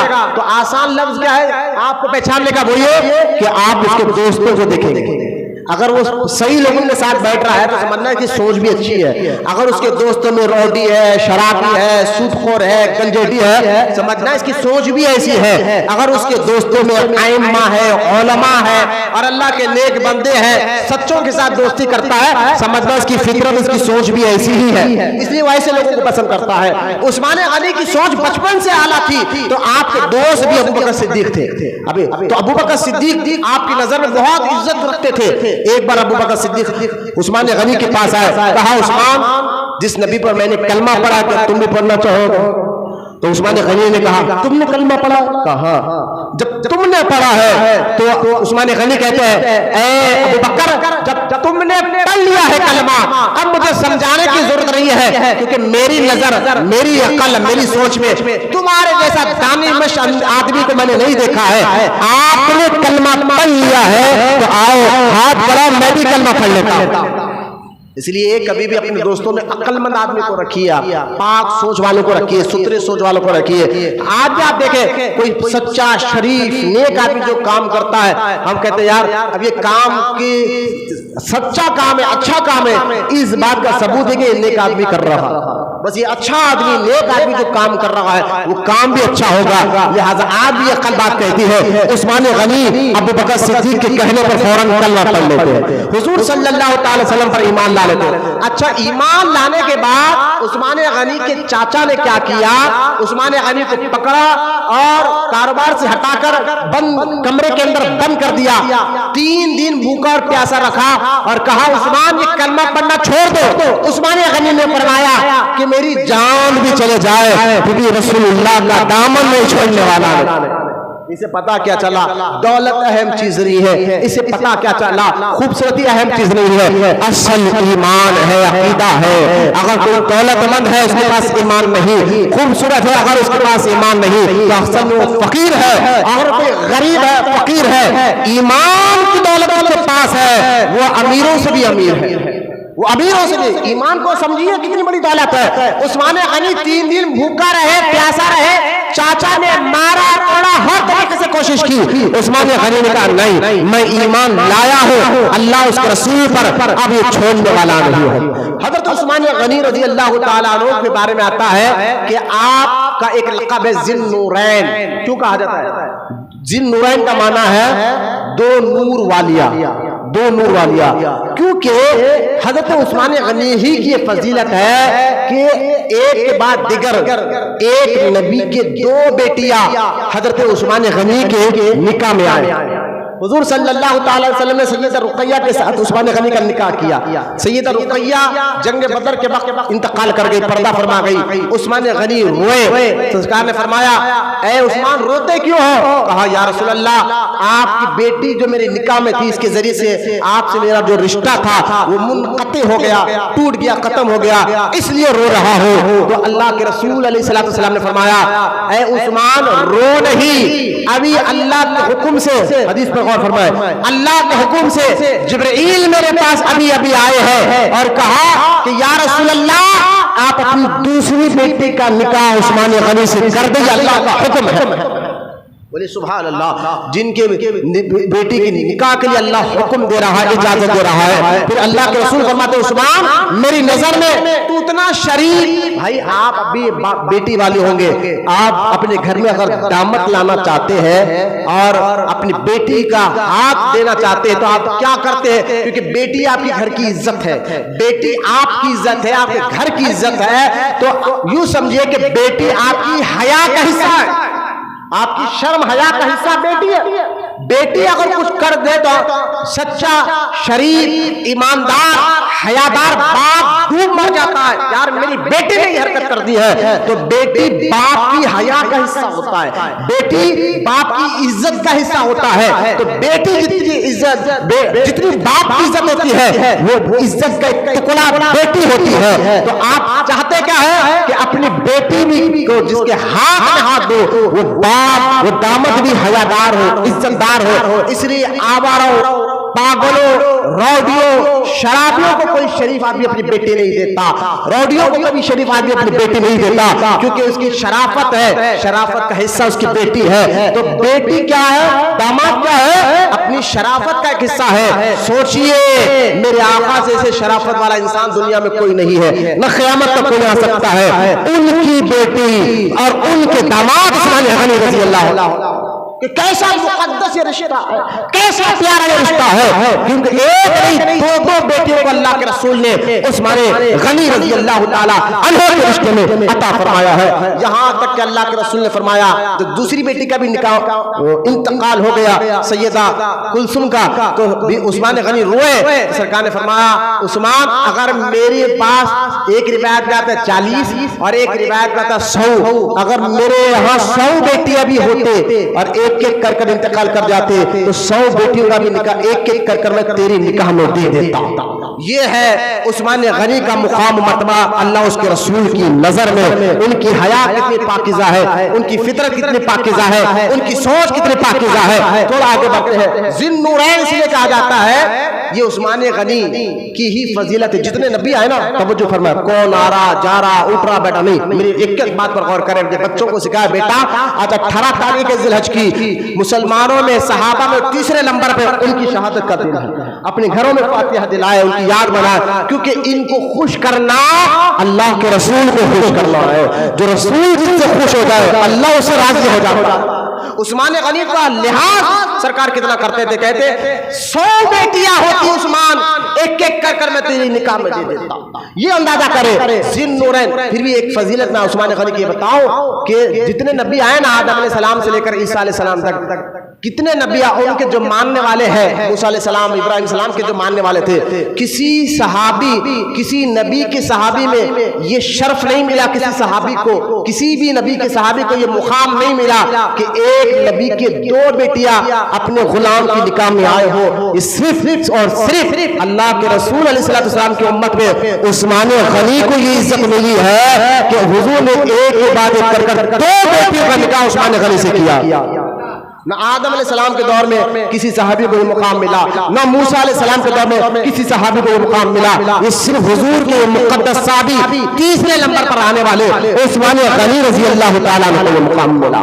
پھر جب آپ ایمان لائے, چاچا نے بہت کوشش کی, آپ نے کلمہ پڑھنا نہیں چھوڑا, چاچا تنگ آ کر آپ کو چھوڑ دیتا ہے, آزاد کر دیتا ہے. اس کے بعد جو شروعات مسلمانوں کا حال تھا, تاریخ اگر میں پڑھنے جاؤں تو بہت واقعات ہو جائیں گے, لیکن آئے ذی النورین. ذی النورین کیوں کہتے میں نے یہ وجہ بتا دی. عادت عثمان غنی کو صاحب ہجرتین بھی کہا جاتا ہے. قرآن میں اللہ کے لیے مکان گھر وطن چھوڑ کر دوسرے مکان دوسرے علاقے میں جانے اور جا کر اپنی ایمان اور عقیدت کو مضبوط کرنے والے کو ہجرت کرنا کہتے ہیں. قرآن میں اللہ نے ایک کئی آیتوں میں ایسے لوگوں کی تعریف کی ہے. اس دور میں قرآن میں تعریف کی ہے جو اللہ کے لیے ہجرت کرتے ہیں, اللہ کے لیے جاتے ہیں. لہذا صاحب ہجرتین آپ کو کہتے ہیں کیونکہ آپ نے اللہ کے رسول کے حکم پر 2 مرتبہ مکہ چھوڑ کر حبشہ, پھر 1 مرتبہ مکہ چھوڑ کر مدینہ منورہ گئے ہیں. حبشہ کیا ہے آج بھی افریقہ ساؤتھ افریقہ دیکھ لیجیے آپ. امریکہ جیسا ملک اگر کوئی جہاز میں جائے تو لگاتار 18 یا 17 یا 18 گھنٹے لگتے ہیں امریکہ جانے کے لیے. لیکن یہ خاص افریقہ میں ایتھوپیا اور یہ جو علاقے ہیں, آج بھی اگر کوئی جاتا ہے ہندوستان سے یا مکہ سے, اس کو 24 گھنٹے لگتے ہیں جہاز میں. اس وقت بھی سوچیں کتنے کونے میں وہ ملک تھا حبشہ, اور 1400 سال پہلے نہ جہاز بنا تھا نہ ٹرین بنا تھا. حضرت عثمان غنی حضور کے کہنے پر اپنا وطن چھوڑا, مال کاروبار سب کچھ چھوڑا, ایمان بچانے کے لیے, عقیدہ بچانے کے لیے. حضور کے حکم پر آپ کشتی میں سوار ہو کر جدہ سے کشتی میں سوار ہو کر ساؤتھ افریقہ کا وہ علاقہ حبشہ کئی مہینے لگے. اور اس دور میں نہ پلین نہ ہی ایسے آج جو ایک سے ایک ٹیکنالوجی والے جہاز بنے ہیں, ایک سے ایک جہاز, پانی کے جہاز آپ دیکھ لیجئے جو سالوں کا سفر مہینوں میں کر دیتے ہیں. اس دور میں کشتیاں بھی ایسے نہیں تھے, ایسی کشتیاں تھی جن کشتیوں میں بیٹھنے کے بعد کبھی بھی سمندر کی لہروں میں آ کر, آج بھی بڑے بڑے کشتیاں دیکھ لیں آپ, جب سمندر کی لہر میں آتے ٹائٹینک جیسا جہاز ڈوب کر فنا ہو گیا. لیکن آج کے اس دور میں, لیکن 1400 سال پہلے کشتیاں کیسی تھی ہوں گی جس کے ڈوبنے ٹوٹنے کا کوئی اندازہ نہیں کر سکتے. لیکن قربان جائیے ان صحابہ پر جنہوں نے ایمان اور عقیدہ بچانے کے لیے ایسی ٹوٹی کشتی میں بیٹھ کر ایمان بچانے کے لیے, اللہ کے حکم سے ایمان بچانے کے لیے سفر کیا. کشتی بھی ایسی تھی, کب ڈوبے پتہ نہیں چلے, کب ختم ہو پتہ نہیں چلے. کمر کا درد ان کو کیسا ہوا ہوگا, کئی مہینے کشتی ٹوٹی پوٹی کشتی میں بیٹھ کر بیوی کو لے کر جا رہے ہیں, درد کیسا ہوا ہوگا, آرام کیسا ہوا ہوگا. سب کچھ برداشت کیا, کس لیے؟ اللہ اس کے رسول کی رضا اور ایمان کے لیے. آج ہمارا حال کیا ہے؟ صحابہ نے تو ایسا کر کر اپنے ایمانوں کو بچایا ہے، اپنے عقیدے کو مضبوط کیا ہے۔ آج مسلمانوں کا حال کیا ہے؟ تھوڑی بھی تکلیف آ جائے نماز پڑھنا ختم، تھوڑی تکلیف آ جائے لہذا پریشانی آ جائے تو کہتے ہیں داڑھی رکھ کر فائدہ کیا ہو رہا ہے، نماز رکھ کر فائدہ کیا ہو رہا ہے، روزہ پڑھ کر رکھ کر کیا فائدہ ہو رہا ہے۔ عبادتوں کا ہر مسلمان کی بات نہیں کر رہا ہو، ذہنوں میں ایسا آتا ہے اور لوگ کی عبادتوں کا مذاق اڑانے لگ جاتے ہیں، چھوڑو نہ حرام نہ حلال جو چاہے کرو بس کمانا ہے۔ لیکن جائیے ہم بزرگوں کی زندگی کو پڑھے، صحابہ کرام نے بتایا مال اہم چیز رہی ہے، وطن اہم چیز رہی ہے، اہم چیز ایمان ہے، عقیدہ ہے۔ جب دنیا سے جاؤ گے تو نہ مال دیکھا جائے گا نہ وطن، ایمان اور عقیدہ دیکھا جائے گا۔ اس لیے ہم کہتے ہیں ہم اس دیش سے محبت کرتے ہیں، اس دیش کی عزت کرتے ہیں، اس دیش سے جان دینے کے لیے بھی تیار ہیں، لیکن اس دیش کی زمین کی عبادت نہیں کرتے، عبادت صرف اور صرف اللہ کی کرتے ہیں۔ یہ ہم ایمان والا کا عقیدہ ہے۔ لہذا عثمان غنی صاحب ہجرتین 2 مرتبہ ہجرت کی اللہ کے حکم سے، ایک بار مکہ سے حبشہ گئے، ساؤتھ افریقہ کو علاقہ حبشہ، پھر واپس آئے اور پھر مکہ سے مدینہ منورہ گئے۔ قرآن میں اللہ تعالیٰ نے ایسے لوگوں کی بہت زیادہ تعریف کی ہے۔ آگے بڑھتے ہیں، لہذا حضرت عثمان غنی نے، غنی آپ کو اس لیے کہا جاتا ہے، ذی نورین کیوں کہا جاتا ہے میں نے بتا دیا، غنی اس لیے کہا جاتا ہے اللہ کی راہ میں اتنا مال آپ نے دیا، بولے نا سبحان اللہ، اتنا مال دیا عثمان غنی نے کہ ان کے مال دینے پر اللہ اس کے رسول اتنا خوش ہوئے، قرآن میں آیتیں اتر گئے، حدیث میں حضور نے اتنا خوش ہوئے۔ جیسا کہ آپ دیکھیں کئی وقت ہوا جب سرکار مکہ چھوڑ کر مدینہ چلے گئے نا، 50 سال کی عمر حضور صلی اللہ تعالی علیہ وسلم کی تھی جب مدینہ منورہ چلے گئے، اور وہاں سے پھر اسلام صرف مکے میں نہیں رہا، اب مکے سے باہر مدینہ منورہ سے باہر پھیل کر دوسرے ملکوں میں جانے لگا۔ اس وقت جو سپر پاور ملک تھا، ملک روم، ان رومی بادشاہوں کو جب معلوم ہوا اسلام صرف مکے کے حد تک نہیں رہا ہے، اب پھیل رہا ہے، اس کے ماننے والے آگے بڑھ لگے ہیں، تو اب رومیوں نے کہا اب ان کو کچلنا ضروری ہے، ان کو ختم کرنا ضروری ہے، ان کو مٹانا ضروری ہے۔ یہ سوچ کر سپر پاور ملک نے اعلان کر دیا کہ اب ہم ان ایمان والوں سے جنگ کریں گے، اور اس جنگ کو جنگ تبوک کہا جاتا ہے۔ توجہ فرمائے، جنگ تبوک اعلان ہو گیا۔ اب جنگ تبوک اعلان ہو گیا، یہاں مدینہ منورہ میں 3000 صحابہ یا 4000 صحابہ ہے، اور 10 لاکھ دشمن نے اعلان کیا کہ ہم ایمان والوں کو جو مٹھی بھر مسل کر رکھ دیں گے۔ اور اس وقت اعلان کیا، اس وقت مدینہ منورہ میں جنگ بدر ہو چکی تھی، احد کا جنگ ہو چکا تھا، مسلمان اس وقت دھوپ کی وجہ سے اناج بھی کم تھا، حالات بہت خراب تھے، ظاہر بارش ہو نہیں رہی تھی، ایسے وقت میں جنگ آ گئی ہے۔ اللہ کے رسول صلی اللہ تعالی وسلم نے دیکھا میرے صحابہ کے اناج کم ہے، اب کیا ہوگا؟ سرکار نے تمام اپنے غلاموں کو بلایا اور بلا کر کہا ہم مدینے سے باہر جا کر ان دشمنوں سے مقابلہ کریں گے، لیکن جب باہر جائیں گے تو ہماری فوج کے لیے سواری کا انتظام ہونا چاہیے، کھانے کا انتظام ہونا چاہیے، جا کے آنے کا خرچہ ہونا چاہیے۔ لہذا اللہ کے رسول صلی اللہ تعالی وسلم توجہ فرمائے، سستی کاہلی ختم کر کے میری طرف دیکھیں، آپ سستی کاہلی آئے چلے جائیے باہر، مسئلہ نہیں ہے، چہرے میں آپ نے دیکھ رہا ہوں میرے طرف دیکھیں۔ اللہ کے رسول علیہ السلام نے جب دیکھا تو اعلان فرمایا مدینہ منورہ میں اتنا بھائی سپر پاور ملک لڑنے آ رہا ہے، اور بظاہر مسلمانوں کے پاس پیسہ ہے، فوج تو ہے لیکن پیسہ دولت نہیں ہے، لہذا ان کے جانے آنے کا خرچہ، ان کے سواریوں کا خرچہ کیسا ہوگا؟ اللہ کے رسول ممبر پر کھڑا ہوئے، تمام صحابہ کو بلایا اور بلا کر فرمایا کہ میرے صحابہ یہ سپر پاور ملک ہم سے لڑنا چاہتا ہے، ہم چاہتے ہیں کہ ان سے مدینے باہر جا کر ان سے لڑے مدینے پاک سے، لہذا تم میں سے کون ہے؟ کیونکہ یہ جنگ اسلام کی جنگ ہے اور ایمان کو بقا رکھنے کی جنگ ہے، اللہ کو راضی کرنے کی جنگ ہے، جہاد ہے، لہذا یہ زبردستی مسلمانوں کو ختم کرنا چاہتے ہیں، تم میں سے کون ہے جو اللہ کی راہ میں خرچ کرے اور کچھ میری فوج کا خرچہ اٹھائے؟ تم میں سے کون ہے؟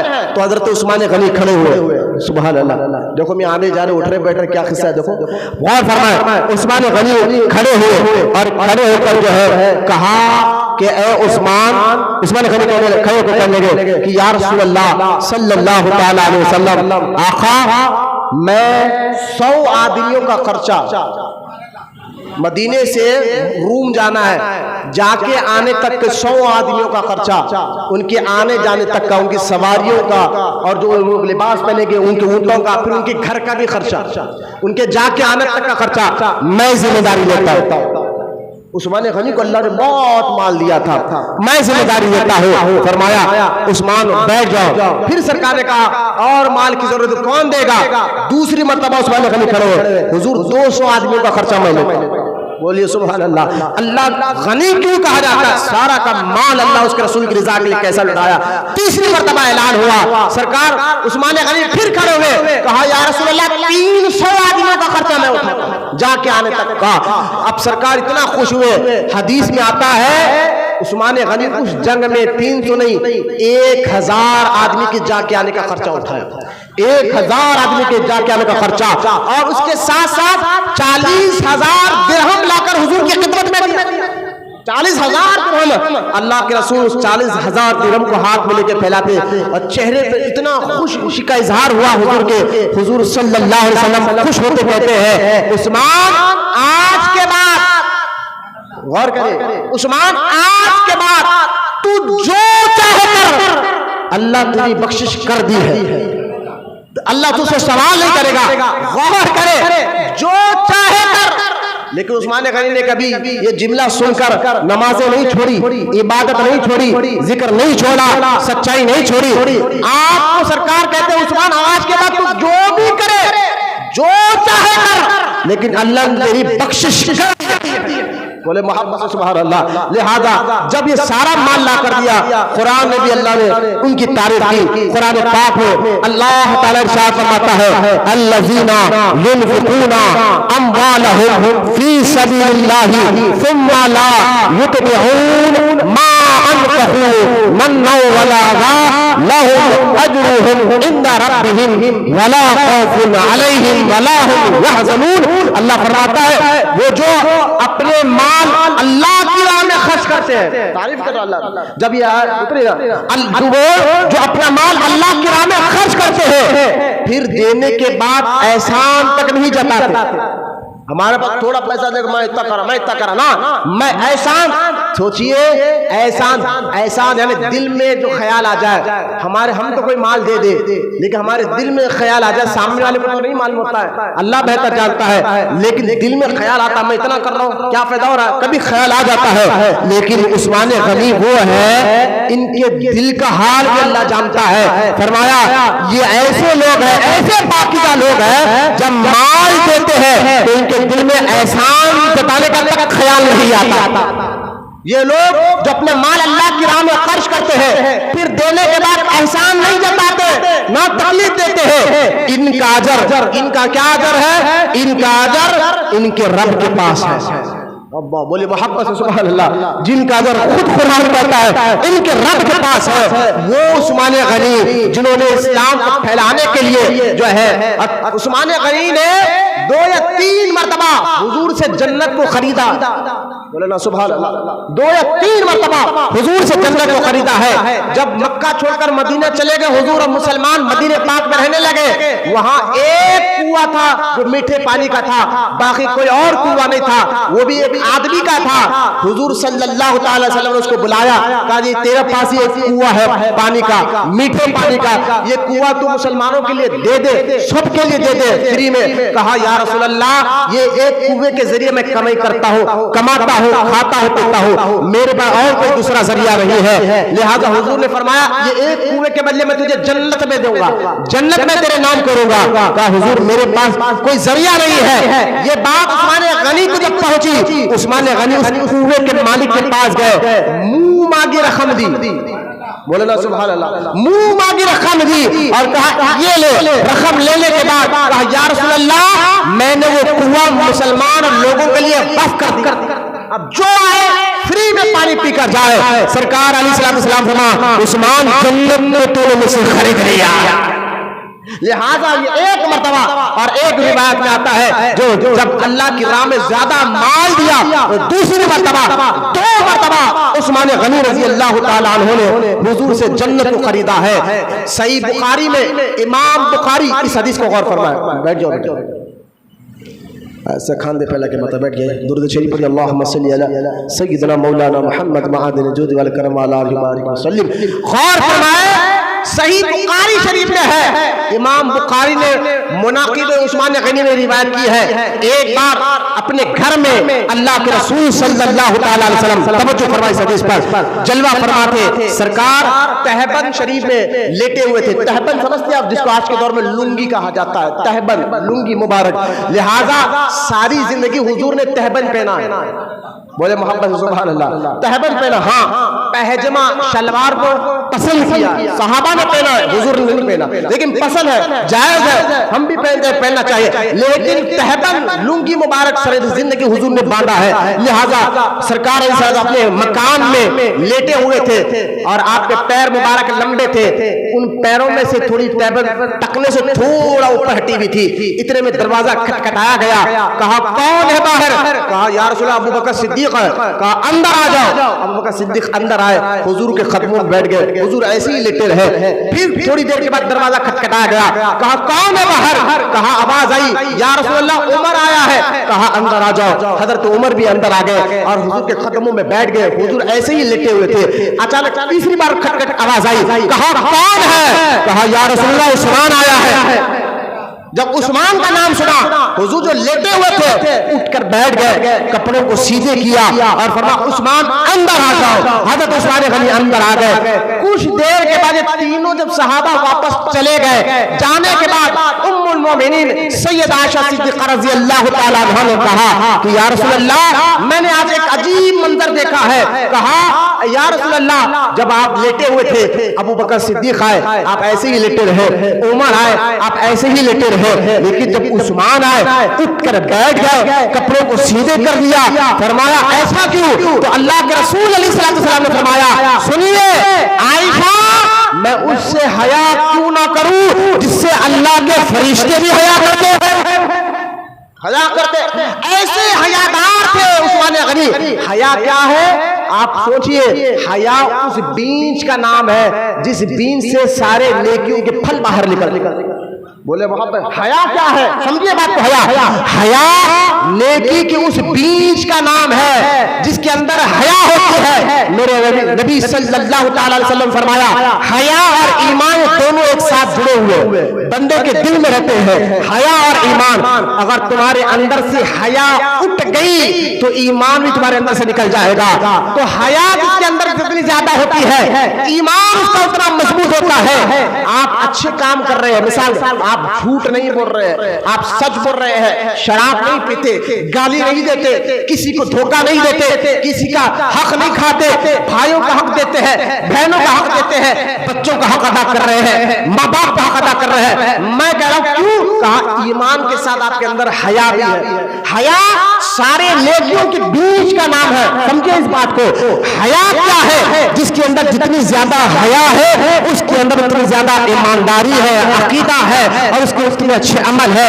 بے حیا آدمی کون ہوتا ہے؟ جو باپ کو گالی دے، بہنوں کو گالی دے، ماں کو گالی دے، نہ باپ کا حق ادا کرے، نہ باپ کا حق ادا کرے، نہ اولاد کا حق ادا کرے، بیوی کو منگنے پر مجبور کر دے، پڑوسی سے تنگ ہے، سود کا کاروبار کرتا ہے، شراب پی رہا ہے، ایسے سارے گندے کام جو کر رہا ہے سمجھ جائے اس کے اندر حیا نہیں ہے. مطلب کیا ہے میں سمجھانا یہ چاہتا ہوں. حیا جس کے اندر ہوتی ہے اس کے اندر سے نیکیاں باہر نکلتے ہیں. حیا جس کے اندر سے ختم ہو جاتی ہے وہ بے حیا بے شرم ہو جاتا ہے، ایمان ختم ہو جاتا ہے، ہر وقت گندے کام کرنے لگ جاتا ہے. نہ اس کو ریل بنا کے ناچنے کودنے میں شرم آتی ہے، چاہے چہرے پہ داڑھی ہو یا نہ ہو. اب ایسے لوگوں آپ بولے بھائی چہرے پہ داڑھی ہے، ریل بنا رہا ہے، انسٹاگرام فیس بک پہ ڈال رہا ہے ناچتے ہوئے جبکہ میوزک حرام ہے. اور میرے خبر کا میں دیکھ لیتا ہوں. میں نے کہا ان بے حیاؤں کو سمجھانا بیکار ہے. بے حیا ہو چکے ہیں، حیا ختم ہو گئی ہے. آپ بیوی بچیاں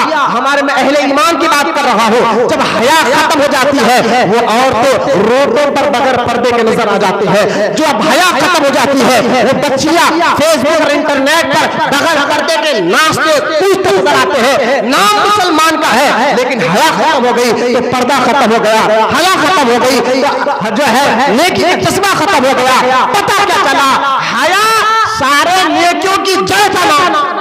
بولے نا محبت سے سبحان اللہ. سارے نیکیوں کی جڑ کا نام حیا ہے. حیا کے ایک بیج کا نام سچ ہے.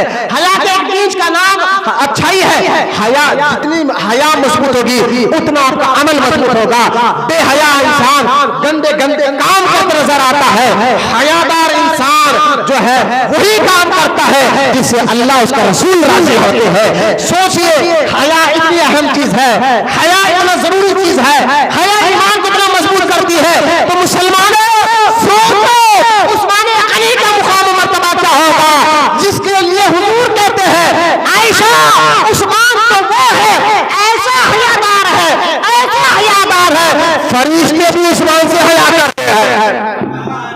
بولے نا سبحان اللہ. کبھی عثمان غنی نے جب سے حضور کے ہاتھ میں ہاتھ دے کر ایمان لائے نا, عثمان غنی کہتے ہیں میں نے ساری زندگی پھر یہ ہاتھ کو غلط جگہ چھوا نہیں.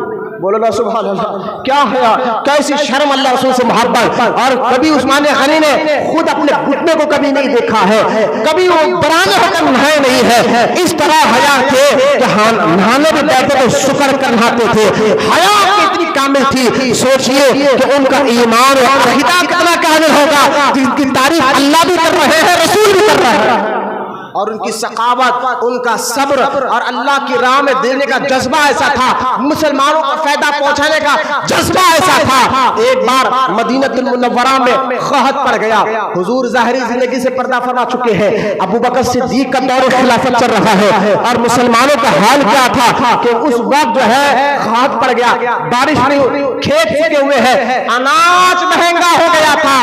ایسی صورت میں عثمان غنی تاجر تھے, ان کا مال آیا, اتنا مال آیا. حدیث میں روایت میں آتا ہے کہ پہلا اونٹ مدینے میں تھا تو آخری اونٹ ملک شام میں تھا. اتنی لمبی چوڑی. سوچئے آج جو کاروبار کرتے تاجر حضرات, سوچئے جب مارکیٹ میں کوئی چیز مہنگی ہو جائے تو کاروبار کرنے کا کتنا اچھا موقع اس کو مل جاتا ہے. لہذا بڑے بڑے مدینہ منورہ کے تاجر عثمان غنی کے پاس آئے, کہا عثمان سارے مدینہ پاک میں قحط پڑا ہوا ہے, جو ہے گرانی مہنگی ہو گئی ہے, اناج مہنگ گیا ہے, ایسے موقع پر تمہارا مال آیا ہے, بتاؤ یہ کتنے میں تم ہمیں بیچو گے. تو حضرت عثمان غنی نے ان تاجروں سے کہا تم بتاؤ یہ مال کتنے میں خریدو گے. انہوں نے کہا 1 کا 10 دیں گے. اگر وہ 1 روپے کی چیز ہے تو ہم 10 دیں گے. عثمان غنی نے کہا نہیں, مجھے دینے والا اس سے زیادہ دینے تیار ہے. مدینے کے بڑے بڑے اچھا دینے تیار, کہا 1 کا 11 دیں گے. کہا عثمان غنی نے اور بڑا اتنا نہیں دینے والا, مجھے اس سے اور زیادہ دینے تیار ہے. انہوں نے کہا 1 کا ہم 12 دینے تیار ہیں, 12 گنا دینے تیار ہے, آپ ہمیں بیچیے. عثمان غنی کہتے ہیں دینے والا تو اور دینے کے لیے تیار ہے, تم اور بڑھاؤ. وہ مدینہ پاک کے لوگ کہتے ہیں تاجر, سارے تاجر تو مدینے کے اس وقت ہم موجود ہیں, کون خریدا گیا اتنا مہنگا, کون آپ کو 1 کے 12 گنا دے گا. لہذا عثمان آپ یہ کیا کہہ رہے ہیں. عثمان غنی کہتے ہیں ہاں مجھے ایک ہے جو تم سے زیادہ وہ مجھے دے گا. لوگوں نے کہا, تاجروں نے کہا کون ہے, سارے تاجر تو آپ کے دروازے پہ کھڑے ہیں, اب کون آپ کو دے سکتا ہے. عثمان غنی نے کہا میرا رب مجھے دینے کے لیے تیار ہے, میرا رب میرا اللہ مجھے دینے کے لیے تیار ہے. یہ کہہ کر مدینے میں اعلان کر دیا لوگوں گرانی مہنگی ہو گئی ہے, اناج مہنگ گیا ہے, ایسے موقع پر میرا مال آیا ہے, آؤ اللہ کی راہ میں سارا مال فری میں لے کر چلے جاؤ. کیسی سخاوت تھی, کیسا قوم کا درد تھا. وہ درد کہاں ملتا ہے آج سننے میں. بس ہمارے حیدرآباد میں جملہ بولا جاتا ہے یار شیخ اپنا اپنا دین. یہ حال ہمارا ہوتا جا رہا ہے, نہ پڑوسی کی خبر. مسلمان کی کیفیت کیا تھی. ایک صاحب US میں 7 یا 8 سال رہ کر آئے, وہ مجھے پرسوں سنا رہے تھے یار وہ گورے بڑے انسان کے ہمدرد ہوتے ہیں. میں نے کہا کیا ہمدرد ہوتے ہیں. کہا وہ بڑے درد کی بات کرتے ہیں, انسانوں کا خیال کرتے ہیں, دوسرے کو تکلیف نہیں پہنچاتے, یہ سب کرتے ہیں. میں نے کہا یہ سب کرنا یہ اسلام کی پہچان ہے. عمل وہ کر رہے ہیں الگ بات ہے, اصل یہ تعلیم دینے والا ہی اسلام ہے. اسلام ہی یہ پیغام دیتا ہے. یہ خوف اور درد ہمارے اندر کا ہو گیا, بس ہمارا خود کا فائدہ ہمیں مل جائے بس, اور کچھ نہیں ہے. لیکن مسلمان کی سوچ ایسے نہیں ہوتی ہے. مسلمان اپنا بھی خیال کرتا ہے, اپنے مومن بھائی بہنوں کا بھی خیال کرتا ہے. اس لیے حدیث میں حضور نے فرمایا مومن ایک جسم کی طرح ہے, جسم میں کہیں بھی تکلیف ہو تو سارا جسم طرف جاتا ہے. اسی طرح مسلمان کہیں پر بھی ہو تکلیف میں ہو تو ہم کچھ کر نہیں سکتے, اختیار نہیں ہے، جو اختیار ہے وہ کرے، اگر کچھ نہیں ہے تو دعا تو کر سکتے ہیں، یہ مومن کی پہچان ہے۔ عثمان غنی اس طرح اللہ کی راہ میں مال لٹانے والے، خیرات کرنے والے، ہر وقت تیار رہنے والے، اور رب تعالیٰ نے ان کی ایسی تعریف کو بیان فرمایا، یہاں تک کہ آپ کو میں حدیث سناتا ہوں، حضرت عثمان غنی رضی اللہ تعالیٰ عنہ کے بارے میں جو ہے حضرت سید السادات مولا کائنات علی المرتضی رضی اللہ تعالیٰ عنہ نے جو ارشاد فرمایا، اس سے اندازہ کرے کہ مولا علی کیا کہتے ہیں۔ ایک بار حضرت علی رضی اللہ تعالیٰ عنہ سے لوگوں نے عثمان غنی رضی اللہ تعالیٰ کا حال دریافت کیا تو حضرت علی نے فرمایا وہ شخص ہے، مولا علی کہہ رہے ہیں بڑے بڑوں کی عزت کو سمجھتے ہیں، بڑوں سے پوچھو کہ بڑوں کا مقام کیا ہوتا ہے۔ مولا علی کہہ رہے ہیں، صحیح بخاری کتاب المناقب میں حدیث پاک موجود ہے، مولا علی سے کسی نے کہا آپ عثمان غنی کے بارے میں کیا کہتے ہیں؟ تو مولا علی کیا کہہ رہے ہیں، سنو، مولا علی کہتے ہیں ان کے بارے میں پوچھتے ہو؟ مولا علی نے فرمایا وہ شخص ہے، عثمان وہ شخص ہے مالائے اعلیٰ، یعنی عرش کے اوپر ایک علاقہ ہے مالائے اعلیٰ، مالائے اعلیٰ کے فرشتے عثمان کو ذوالنورین کہتے ہیں۔ مولا علی کہہ رہے ہیں عثمان کو مالائے اعلیٰ کے فرشتے ذوالنورین کہتے ہیں، یعنی حضور صلی اللہ تعالی علیہ وسلم نے 2 مرتبہ ایک کے بعد ایک اپنی بیٹی کا نکاح عثمان غنی سے کیا ہے۔ لہذا عثمان غنی کو اللہ رسول سے بڑی محبت، اتنی محبت، ایک حدیث میں آتا ہے کہ بار بار، ایک بار نہیں، اللہ کے رسول نے بار بار عثمان غنی کے لیے ہاتھ اٹھا کر دعا کی۔ سوچے نا، حضور علیہ السلام جس کے لیے ایک بار نہیں بار بلکہ ایک روایت میں آتا ہے ایک بار اللہ کے رسول عشاء کی نماز کے بعد عثمان غنی کے لیے دعا کے لیے ہاتھ اٹھائے تو فجر کیا ٹائم ہو گیا، ساری رات دعائیں دیتے رہے۔ کیا محبت تھی عثمان غنی کو اللہ رسول سے، اور اللہ اس کے رسول کو عثمان غنی سے کتنی محبت تھی، کتنی طرف تھی، بار بار میرے آقا دعائیں جن کے حق میں کر رہے ہیں۔ ایک روایت میں آتا ہے کہ حضرت اللہ کے رسول علیہ السلام اپنے گھر آئے، دیکھا کھانے کے لیے کچھ نہیں ہے، حضور مسجد میں چلے گئے، کہا کھانے کا کچھ انتظام ہو تو 4 دن ہو گیا، 1 دن 2 دن 3 دن 4 دن ہو گیا، کھانے کا انتظام کچھ نہیں ہوا۔ 5ویں دن حضور جب گھر آئے دیکھا کہ اناج منگن میں رکھا ہوا ہے، کہا اللہ کے رسول نے عائشہ یہ اناج کس نے لا کر دیا؟ کہا یا رسول اللہ آپ کے جانے کے بعد عثمان آئے تھے، اور جب عثمان کو معلوم ہے ہمارے گھر کے حالات، عثمان غنی اتنا روئے اور گھر گئے، سارا اناج لا کر ہمارے قدموں میں ہمارے گھر میں رکھ کر کہا اما جان آج کے بعد اگر کبھی ایسا معاملہ ہو پہلے اس غلام عثمان کو یاد کر لیا کرے۔ سرکار کو اتنا خوش ہوئے، یہ سن کر اتنا خوش ہوئے، سرکار اپنے دونوں ہاتھ اٹھا کر کہتے ہیں یا اللہ میں عثمان سے راضی ہو گیا ہوں، یا اللہ میں عثمان سے راضی ہو گیا، تو بھی راضی ہو جا۔ کتنی بڑی فضیلت ہے، حضور جس کے لیے بار بار دعا کر رہے ہیں وہ آج شیعوں کو گالیاں دیتا ہے، آج پتخیدوں کو گالیاں دیتا ہے۔ اس لیے میں بار بار کہہ رہا ہوں کہ اہل سنت کے عقیدے کو مضبوط کریں، کہ صحابہ اور اہل بیت دونوں کی عزت کرتے ہیں، دونوں سے محبت کرتے ہیں، دونوں کا ادب کرتے ہیں، اور دونوں کی محبت ایمان ہے، صحابہ کی محبت ایمان ہے، حضور کے گھرانے کی محبت ایمان ہے۔ یہ عدل یہ انصاف آپ کو اہل سنت ہی میں ملے گا۔ لہذا عثمان غنی بار بار حضور سے دعائیں لے رہے ہیں۔ ایک بار تو بالکل وقت ختم پر ہے، ایک بار سرکار مدینہ علیہ السلام مکہ چھوڑ کر جب مدینہ پاک آئے 6 سال کا عرصہ ہو گیا، حضور کو خواب آیا کہ آپ عمرہ کر رہے ہیں۔ حضور اپنے 1400 صحابہ کو لے کر مکہ سے مدینہ سے مکہ مکرمہ گئے اور عمرے کے لیے، تو مکے والے مان نہیں رہے تھے۔ حضور نے بار بار سمجھایا میں عمرے کے لیے آیا ہوں، میں عمرے کے لیے آیا ہوں، میں عمرے کے لیے نہیں، مان نہیں رہے تھے، سمجھانے کے بعد نہیں مان رہے تھے۔ سوچئے سارے مکے کے لوگ آجو باجو قبیلوں کو بلا کر کہا یہ حضور لڑنے آئے ہیں معاذ اللہ، لیکن قبیلوں کے سرداروں نے کہا نہیں یہ احرام میں آئے ہیں، یہ قربانی کے جانور ساتھ لے کر آئے ہیں، یہ لڑنے نہیں عمرے کے لیے آئے ہیں، لیکن مان نہیں رہے تھے۔ اچانک اللہ کے رسول علیہ السلام نے فرمایا عثمان تم جاؤ اور جا کر ان کو بات کر کر سمجھاؤ،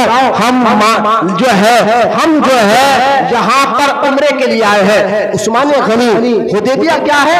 مکہ اور مدینے پاک کے درمیان بیچ میں ایک میدان آتا ہے، حدیبیہ کا یہ میدان آج بھی آدھا حرم میں ہے اور آدھا حرم کے باہر ہے، لہٰذا اس میدان میں 1400 صحابہ کے ساتھ حضور صلی اللہ تعالی وسلم کھڑے اور اپنے عثمان کو کہا عثمان تم جاؤ مکے والوں کو سمجھاؤ کہ ہم یہ عمرے کے لیے آئے ہیں۔ حضرت عثمان سمجھانے کے لیے گئے، توجہ فرمائیے، سمجھانے کے لیے گئے اور اس سے اندازہ کرے کہ عثمان غنی کی عزت مکے والوں کی نظر میں بھی کتنی تھی، لہذا وہ گئے سمجھانے کے لیے۔ تو ادھر ہوا کیا؟ دو تین چیزیں میں آپ کو بتاتا ہوں۔ پہلی چیز یہ ہوئی کہ جس میدان میں حضور 1400 صحابہ کے ساتھ کھڑے تھے وہاں کسی نے افواہ پھیلا دی کہ مکے والوں نے عثمان کو قتل کر دیا، عثمان کو شہید کر دیا۔ اتنا کہنا تھا، تمام صحابہ جذبے میں آ گئے، کہا یا رسول اللہ سنا آپ نے کہ یہ افواہ آ رہی ہے، یہ بات سننے میں آ رہی ہے کہ مکے والوں نے ہمارے عثمان کو قتل کر دیا۔ پورے صحابہ بے چین ہو گئے۔ کتنی محبت تھی صحابہ کو عثمان غنی سے، جس میں مولا علی بھی ہے، تمام صحابہ بے چین ہو گئے، کہا یا رسول اللہ ہم عثمان کے قتل کا بدلہ لے گئے۔ سرکار جھاڑ کے نیچے حدیبیہ کے میدان میں جھاڑ کے نیچے بیٹھے اور تمام صحابہ 1400 صحابہ کو بلایا، کہا میرے ہاتھ پر بیعت کرو۔ بولو نا سبحان اللہ۔ سورہ فتح 28 پارہ میں یہ پورا سورہ موجود ہے، میرے ہاتھ پر بیعت کرو اس بات پر کہ یا رسول اللہ ہم عثمان کا بدلہ لیں گے اور ہر حال میں اللہ اس کے رسول کی اطاعت کرتے رہیں گے۔ جب تمام صحابہ نے حضور کے ہاتھ پر بیعت کیا اس بات پر کہ ہم اللہ اس کے رسول کی اطاعت کریں گے، عثمان کے قتل کا بدلہ لیں گے، تو قرآن میں آیت نکل گئی لقد مؤمنون، اے حبیب یہ جھاڑ کے نیچے جتنے لوگ بیعت کر تیرے ہاتھ کے ہاتھ دے کر بیعت کر رہے ہیں اللہ ان سے راضی ہو چکا ہے۔ قرآن میں آیت اتری اللہ ان سے راضی ہو چکا ہے اور کہا اے حبیب جو تیرے ہاتھ پہ ہاتھ دے کر بیعت کر رہے ہیں یہ تیرے ہاتھ پر نہیں، ید اللہ اللہ کے ہاتھ پہ ہاتھ دے رہے ہیں۔ ید اللہ کہا گیا، اللہ کے ہاتھ پہ ہاتھ دے رہے ہیں۔ ادھر عثمان غنی رضی اللہ تعالیٰ عنہ کو جو اعلان ہوتا ہے عثمان غنی کے لیے اور سارے صحابہ نے بیعت کر لی۔ اب سنیں بات بھی ختم نہیں، حضور نے اپنا مبارک ہاتھ اٹھایا، میری طرف دیکھیں بہت بڑی فضیلت عثمان غنی کی میں آپ کو سنا رہا ہوں، اپنا مبارک ہاتھ اٹھایا، یہ ہاتھ اس قابل نہیں ہے بس سمجھانے کے لیے، حضور نے اپنا ہاتھ اٹھایا، کہا لوگوں یہ میرا نہیں عثمان کا ہاتھ ہے، یہ میرا نہیں عثمان کا ہاتھ ہے، میں عثمان کی بیعت لیتا ہوں۔ بولو نا سبحان اللہ۔ یا دو باتیں معلوم ہوئی، ایک اللہ کی عطا سے حضور جانتے ہیں عثمان مکے میں زندہ ہے تبھی تو بیعت لیا، اور دوسرا عثمان غنی کا یہ مقام یہ فضیلت حدیبیہ کے میدان میں ملی ہے۔ تو میں ان شیعوں کو یہ بات کہنا چاہتا ہوں اور وہ 2 نمبر پیروں کو یہ بات کہنا چاہتا ہوں جو کہتے ہیں کہ 18 ذی الحجہ کو حضرت مولا علی کو حضور نے ہاتھ اٹھا کر کہا تھا من کنت مولا فہذا علی المولا، یہ جس کا میں مولا ہوں علی اس کا مولا ہے۔ ہم کہتے ہیں اس حدیث پر ہمارا ایمان ہے، کوئی اس پہ شک نہیں ہے، حضور نے فرمایا ہے من کنت مولا۔ 18 ذی الحجہ تھی لیکن حضور نے علی کا ہاتھ اٹھا کر کہا جس کا میں محبوب ہوں علی بھی اس کا محبوب ہے، جس کا میں مددگار ہوں علی بھی اس کا مددگار ہے۔ یہ حدیث بالکل حق ہے، سچی ہے، درست ہے، اس میں مولا علی کی فضیلت ہے، کوئی شک نہیں ہے۔ لیکن ہم سنی ہے، اہل سنت ہے، جہاں اہل بیت سے محبت کرتے ہیں حضور کے صحابہ سے بھی محبت کرتے ہیں، جہاں مولا علی کی یہ فضیلت کو مانتے ہیں۔ اور آج کہتے ہیں نا یہ فضیلت ملی نا بولے عید مناؤ عید مناؤ، میں نے کہا یہ عید منانا شیعوں کا طریقہ رہا ہے، سنیوں کا طریقہ نہیں رہا ہے، لہذا شیعہ یہ عید مناتے ہیں کیونکہ علی کو کہتے ہیں یہ عید کا دن ہے۔ میں کہتا ہوں سنو حدیبیہ کے میدان میں حضور نے فرمایا میرا نہیں عثمان کا ہاتھ ہے، یہ بھی تو بڑی فضیلت ہے نا۔ یا علی کا ہاتھ لے کر کہا من کنت مولا، تو یہاں عثمان کا ہاتھ نہیں دیا بلکہ اپنے ہاتھ کو کہا یہ میرا نہیں عثمان کا ہاتھ ہے۔ ہمیں یہ بھی فضیلت منظور ہے تو یہ بھی فضیلت منظور ہے۔ ہم اہل سنت ہے، ہم ابو بکر کو صدیق کر بھی خوش ہوتے ہیں، عمر کو فاروق کہہ کر بھی خوش ہوتے ہیں، عثمان کو غنی کہہ کر بھی خوش ہوتے ہیں، علی کو مولا کہہ کر بھی خوش ہوتے ہیں۔ ہمارے چہرے بگڑتے نہیں، وہ وہاں بھی شیعہ ہے، کبھی اہل بیت کی بات کر کر خوش ہوتے تو صحابہ کی بات سے چڑھ جاتے ہیں، کوئی صحابہ کی بات کر کر خوش ہوتے تو اہل بیت سے چڑھ جاتے ہیں۔ سنی دونوں کو خوش کرتا ہے، دونوں کو ادب کرتا ہے، دونوں سے محبت کرتا ہے۔ جہاں یہ فضیلت ہے تو اس فضیلت کو ماننا ہوگا۔ حضرت عثمان غنی رضی اللہ تعالیٰ 3 دن مکے میں رہے اور لوگوں کو سمجھاتے رہے 3 دن، وہ نہیں مانے۔ انہوں نے کہا اچھا آپ آگے ہے، کعبہ سامنے ہے، آپ طواف کر لیجئے۔ عثمان غنی کہتے نا، حضور کے بغیر میں کروں گا ہی نہیں۔ بولو نا سبحان اللہ۔ حضور کے بغیر آج بھی مسلمان جب ایک بار کعبۃ اللہ کو دیکھ کر آتا ہے تو 1 روپیہ جمع کرتا ہے، دوبارہ جانا ہے۔ 6 سال کے بعد عثمان غنی کعبے کو دیکھ رہے ہیں۔ مکے والے کہہ رہے ہیں یہ سال تو ہم آپ کے نبی کو آنے نہیں دیں گے، لیکن عثمان تم آ گئے ہو، کعبہ سامنے ہے، طواف کر لو اور صفا مروا پہ چکر لگا دو۔ عثمان کہتے ہیں نہیں، اس کعبے کی اصل پہچان بھی مجھے حضور سے ذریعے سے بھی ہے، بغیر میرے آقا کے میں کعبے کا طواف ہی نہیں کروں گا۔ محبت ایسا عشق تھا اللہ سے، رسول سے، اور اسی عشق میں عثمان غنی ہر وقت تیار ہے۔ سرکار جن کو بار بار دعائیں کرتے رہے، ساری رات جن کے لیے دعائیں کرتے رہے، قرآن جن کے بارے میں کہا کہ ان سے میں راضی ہو چکا ہوں، وہ عثمان غنی کا جواب کہ آپ جب مدینہ منورہ میں فاروق اعظم کی شہادت کے بعد آپ کو خلیفہ بنایا گیا، 12 سال آپ خلافت کی۔ کتنے سال؟ 12 سال آپ نے خلافت کی۔ 6 سال کے بعد فتنے شروع ہوئے، اور وہ فتنے کیسے تھے، کس طرح عثمان غنی کو 40 دن تک جو ہے 40 دن میں سے 40 دن تک گھر میں قید کرا، اور 40 دن کے بعد 7 دن تو کھانے اور پانی سے روک دیا۔ بھوکے پیاسے عثمان غنی کو قرآن عثمان غنی پڑھ رہے تھے، دشمن اوپر سے آئے اور کیونکہ دروازے سے داخل نہیں ہوئے۔ عثمان غنی سے محبت مولا علی کو اتنی تھی، اپنے دونوں بیٹے حسن اور حسین کو، بولو نا سبحان اللہ، دونوں بیٹوں کو کہا تھا کہ عثمان کے دروازے کے باہر کھڑے رہو، کوئی دشمن دروازے سے اندر داخل نہ ہو۔ لہذا دونوں بیٹے امام حسن امام حسین کھڑے ہوئے تھے، دشمن چھت سے داخل ہوئے۔ حضور عثمان غنی قرآن پڑھ رہے تھے، 80 سال کی عمر، 82 سال کی عمر، قرآن پڑھ رہے تھے، اور ایسی حالت میں دشمن نے آپ کو شہید کیا۔ حدیث میں آتا ہے شہید جب جس راہ میں شہید ہوتا ہے، جس جگہ شہید ہوتا ہے، قیامت کے میدان میں وہ جگہ اللہ بنا دیتا ہے، اور وہ شہید کو اسی حالت میں اٹھاتا ہے جس حالت میں وہ جس جگہ شہید ہوئے۔ کوئی بدر کے میدان میں شہید ہوا، قیامت کے دن بدر کا میدان بن جائے گا، میدان سے ان کو اٹھایا جائے گا۔ کوئی کہاں پر شہید ہوا، شہید جس حالت میں شہید ہوتا ہے اس کو اسی حالت میں قیامت میں اٹھایا جاتا ہے۔ عثمان پر قربان جائے، عثمان قرآن پڑھتے پڑھتے شہید ہوئے، تو قیامت میں اللہ کے کلام پڑھتے پڑھتے اٹھے ہوئے۔ یہ میرے عثمان غنی کی شہادت ہے۔ شہادت کیوں ہوئی، کیوں آپ کو قتل کیا گیا؟ اللہ کے رسول نے پہلے ہی کہا تھا عثمان تجھے ناحق قتل کیا جائے گا، عثمان صبر کرنا۔ عثمان میرے آقا ایک فرمان پر عثمان غنی نے صبر کیا، اشارہ کرتے تو چند مٹھی بھر دشمن تھے مسل کر رکھ دیتے، لیکن حضور کے شہر کا ادب، مدینہ پاک کا ادب اور حضور کا یہ فرمان، عثمان غنی نے فوج کو حملہ کرنے کا حکم نہیں دیا۔ چند دشمنوں نے آپ کو کیوں قتل کیا، اس کی وجہ کیا تھی؟ اگر اللہ زندگی رکھا تو آنے والے اتوار کو اسی مسجد میں صبح 11 بجے سے 1 بجے تک بیان ہوگا کیوں عثمان غنی کو قتل کیا گیا تھا اور کیا ان کی فضیلت ہے۔ آپ ضرور انشاءاللہ تشریف لائیے۔ 11 سے 1 بجے تک ہوگا، ظہر کی نماز کے بعد کھانا لنگر عثمانی ہوگا انشاءاللہ، کھانا بھی کھلایا جائے گا۔ تو آئیے اور اپنے ایمان اور عقیدے کو مضبوط کریں۔